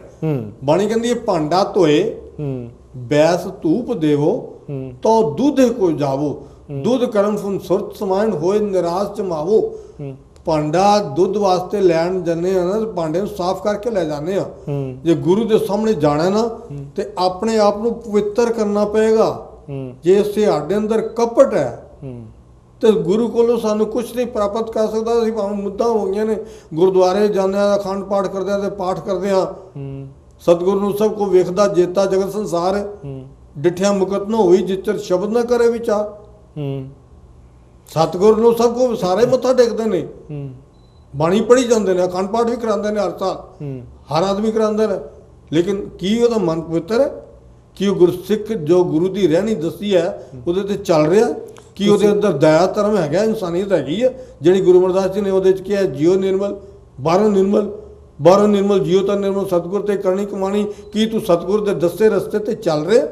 ਕੀ ਅਸੀਂ ਚੱਲ ਰਹੇ ਹਾਂ? ਅੱਛਾ ਇਹ ਦੱਸੋ, ਤੁਸੀਂ ਦੋਨੇ ਲੜਕਿਆਂ ਦੀ ਸ਼ਾਦੀ ਕੀਤੀ, ਦੋਨਾਂ ਹੀ ਲੜਕਿਆਂ ਦੀ ਸ਼ਾਦੀ 'ਚ ਕੋਈ ਦਾਜ ਨਹੀਂ ਲਿਆ? ਨਾ ਇੱਕ ਲਾਡਾ ਜਾਲੋ ਨਹੀਂ ਲਿਆ, ਆਪਣੇ ਕੋਲੋਂ ਖਰਚ ਕੀਤੇ ਸਾਰੇ। ਜੰਮੂ ਗਏ ਤਾਂ ਵੀ ਅਸੀਂ ਹੋਟਲ 'ਚ ਰਹੇ ਹਾਂ, ਉੱਥੇ ਵੀ $1100-1200 ਇੱਕ ਕਮਰੇ ਦਾ ਕਿਰਾਇਆ ਸੀ। 3 ਕਮਰੇ ਅਸੀਂ ਬੁੱਕ ਕੀਤੇ ਹੋਏ ਸੀਗੇ। ਤੇ ਇੱਥੇ ਜਦੋਂ ਚੰਡੀਗੜ੍ਹ ਗਏ ਆ ਉਦੋਂ ਵੀ ਅਸੀਂ 6 ਕਮਰੇ ਬੁੱਕ ਕੀਤੇ ਹੋਏ ਸੀ, 5 ਕਮਰੇ ਤੇ ਇੱਕ ਹਾਲ।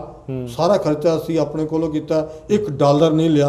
16-17 ਲੱਖ ਰੁਪਇਆ ਲਾ ਕੇ ਅਸੀਂ ਅੱਜ ਪਰੇਸ਼ਾਨ।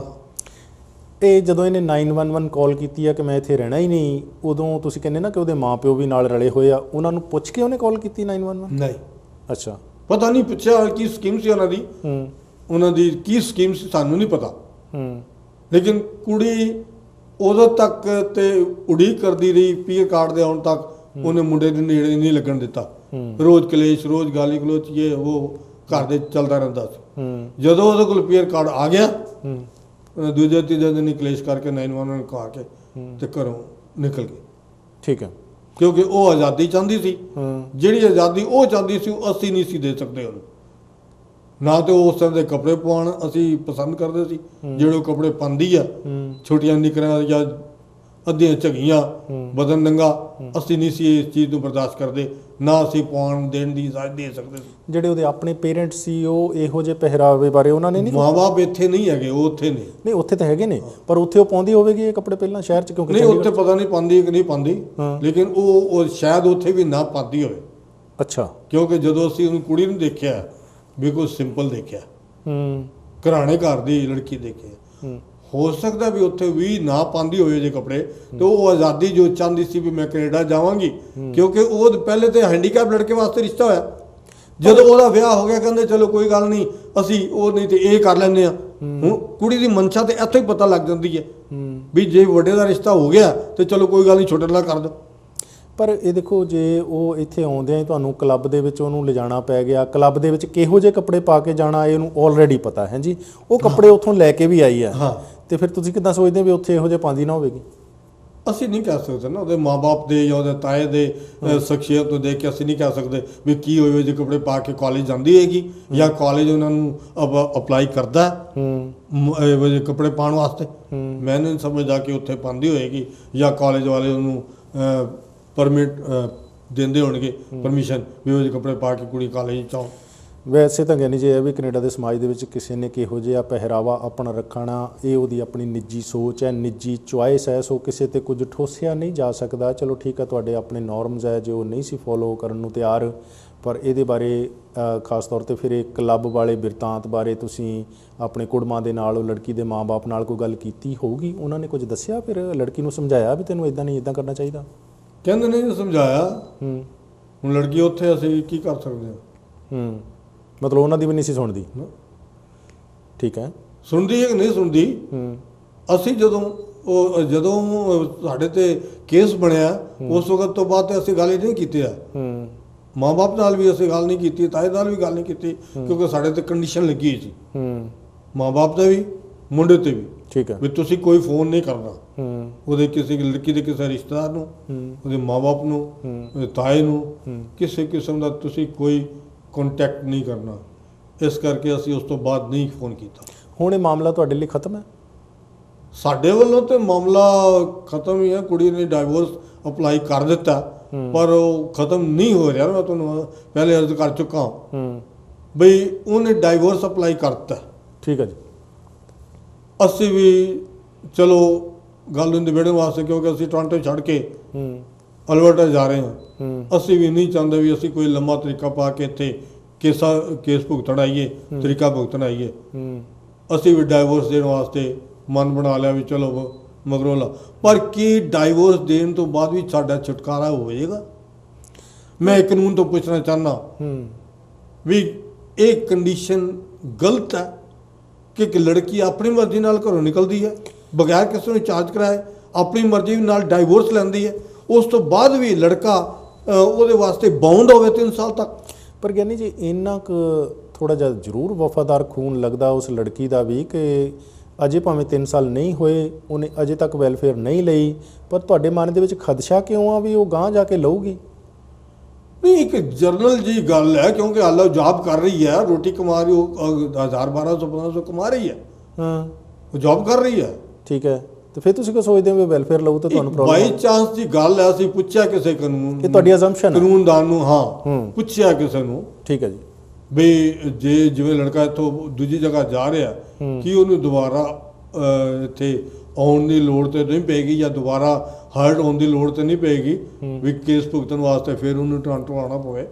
ਇਹੋ ਜਿਹੀ ਕੋਈ ਖਦਸ਼ੇ ਵਿੱਚੋਂ ਅਸੀਂ ਕਿਸੇ ਨੂੰ ਸਲਾਹ ਲਈ ਸੀ, ਤੇ ਸਾਨੂੰ ਇਹ ਦੱਸਿਆ ਗਿਆ ਵੀ ਤੁਸੀਂ 3 ਸਾਲ ਵਾਸਤੇ ਜਦੋਂ ਫਾਰਮ ਭਰਦੇ ਹੋ ਸਪਾਂਸਰਸ਼ਿਪ ਦੇ, ਬਾਉਂਡ ਹੁੰਦੇ ਹੋ, ਜਿਹੜਾ ਕਿ ਮੈਂ ਸਮਝਦਾ ਬੜੀ ਗਲਤ ਧਾਰਨਾ ਹੈ। ਮੈਂ ਐਮਪੀਆਂ ਨੂੰ ਜਿਹੜੇ ਸਾਡੇ ਇਲਾਕੇ ਦੇ ਜਿੱਤੇ ਫੈਡਰਲ ਗਵਰਨਮੈਂਟ ਵਿੱਚ ਗਏ ਨੇ ਜਾਂ ਜਾਂਦੇ ਨੇ, ਉਹਨਾਂ ਨੂੰ ਇਸ ਚੀਜ਼ ਦੇ ਉੱਤੇ ਵਿਚਾਰ ਕਰਨੀ ਚਾਹੀਦੀ ਹੈ ਵੀ ਲੜਕੀ ਜਦੋਂ ਆਪਣੀ ਮਰਜ਼ੀ ਨਾਲ ਘਰੋਂ ਜਾਂਦੀ ਹੈ, ਬਗੈਰ ਕਿਸੇ ਤੇ ਚਾਰਜ ਕਰਵਾਏ, ਆਪਣੀ ਮਰਜ਼ੀ ਨਾਲ ਡਾਈਵੋਰਸ ਲੈਂਦੀ ਹੈ, ਤੇ ਲੜਕਾ ਜਾਂ ਲੜਕੀ ਉਸ ਤੋਂ ਬਾਅਦ ਆਜ਼ਾਦ ਫ੍ਰੀ ਹੋਣਾ ਚਾਹੀਦਾ, ਫ੍ਰੀ ਮਾਈਂਡਡ ਹੋਵੇ, ਨਾ ਕਿ ਉਹ ਹਰ ਵਕਤ ਉਹਦੇ ਤੇ ਤਲਵਾਰ ਲਟਕਦੀ ਰਹੇ ਕਿ ਮੇਰੇ ਨਾਲ ਕਿਸੇ ਵਕਤ ਵੀ ਕੁਝ ਵੀ ਹੋ ਸਕਦਾ।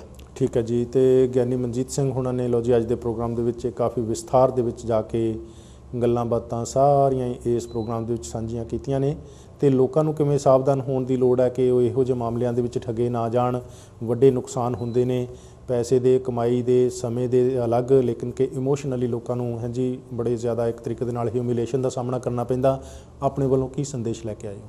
ਹਾਂਜੀ, ਆਪਣੇ ਵੱਲੋਂ ਕੀ ਸੰਦੇਸ਼ ਲੈ ਕੇ ਆਏ ਹੋ ਇਸ ਪ੍ਰੋਗਰਾਮ 'ਚ? ਆਪਣੇ ਵੱਲੋਂ ਸੰਦੇਸ਼ ਇਹ ਲੈ ਕੇ ਆਇਆ ਵੀ ਕੋਈ ਵੀ ਰਿਸ਼ਤਾ ਕਰਨ ਤੋਂ ਪਹਿਲੇ ਉਹਨੂੰ ਚੰਗੀ ਤਰ੍ਹਾਂ ਸੋਚ ਵਿਚਾਰ ਕੇ ਅੱਗਾ ਪਿੱਛਾ ਫੋਲ ਕੇ ਰਿਸ਼ਤਾ ਕਰੋ। ਇੱਕ ਤਾਂ ਮੇਰੀ ਇਹ ਸਾਰਿਆਂ ਨੂੰ ਲੋਕਾਂ ਨੂੰ ਸਲਾਹ ਹੈ ਵੀ ਕਿਸੇ ਦੇ ਉੱਤੇ ਵਿਸ਼ਵਾਸ ਕਰਕੇ ਰਿਸ਼ਤਾ ਨਾ ਕਰੋ। ਆਪ ਬੱਚੇ ਦੀ ਅੰਡਰਸਟੈਂਡਿੰਗ ਦੇਖੋ, ਉਹਨਾਂ ਦੇ ਵਿਚਾਰ ਦੇਖੋ, ਜਲਦਬਾਜ਼ੀ ਕੋਈ ਰਿਸ਼ਤਾ ਨਾ ਕਰੋ। ਦੂਜੀ ਗੱਲ ਮੈਂ ਹੁਣ ਜਿਹੜੀ ਪਹਿਲੇ ਕਹਿ ਚੁੱਕਾ, ਕਾਨੂੰਨ ਦੀ ਨਹੀਂ, ਪਰ ਇੱਕ ਪਾਸੇ ਜੇ ਦੇਖੀਏ ਵੀ ਬੱਚਾ ਤੁਹਾਨੂੰ ਕਹਿ ਰਿਹਾ ਸੀ ਵੀ ਮੇਰੇ ਨਾਲ ਆਹ ਕੁਛ ਉੱਥੇ ਹੋਇਆ, ਮੈਂ ਸਪਾਂਸਰ ਨਹੀਂ ਕਰਨਾ, ਫਿਰ ਤੁਸੀਂ ਕਹਿੰਦੇ ਕਿ ਅਸੀਂ ਉੱਤੇ ਪ੍ਰੈਸ਼ਰ ਪਾਇਆ। ਸੋ ਕਿਤੇ ਨਾ ਕਿਤੇ ਕਿਸੇ ਨਾ ਕਿਸੇ ਤੇ ਯਕੀਨ ਭਰੋਸਾ ਤੇ ਹਰ ਇਨਸਾਨ ਨੂੰ ਕਰਨਾ ਹੀ ਪੈਂਦਾ, ਨਹੀਂ ਤੇ ਜ਼ਿੰਦਗੀ ਚੱਲਦੀ ਕਿੱਥੇ ਆ?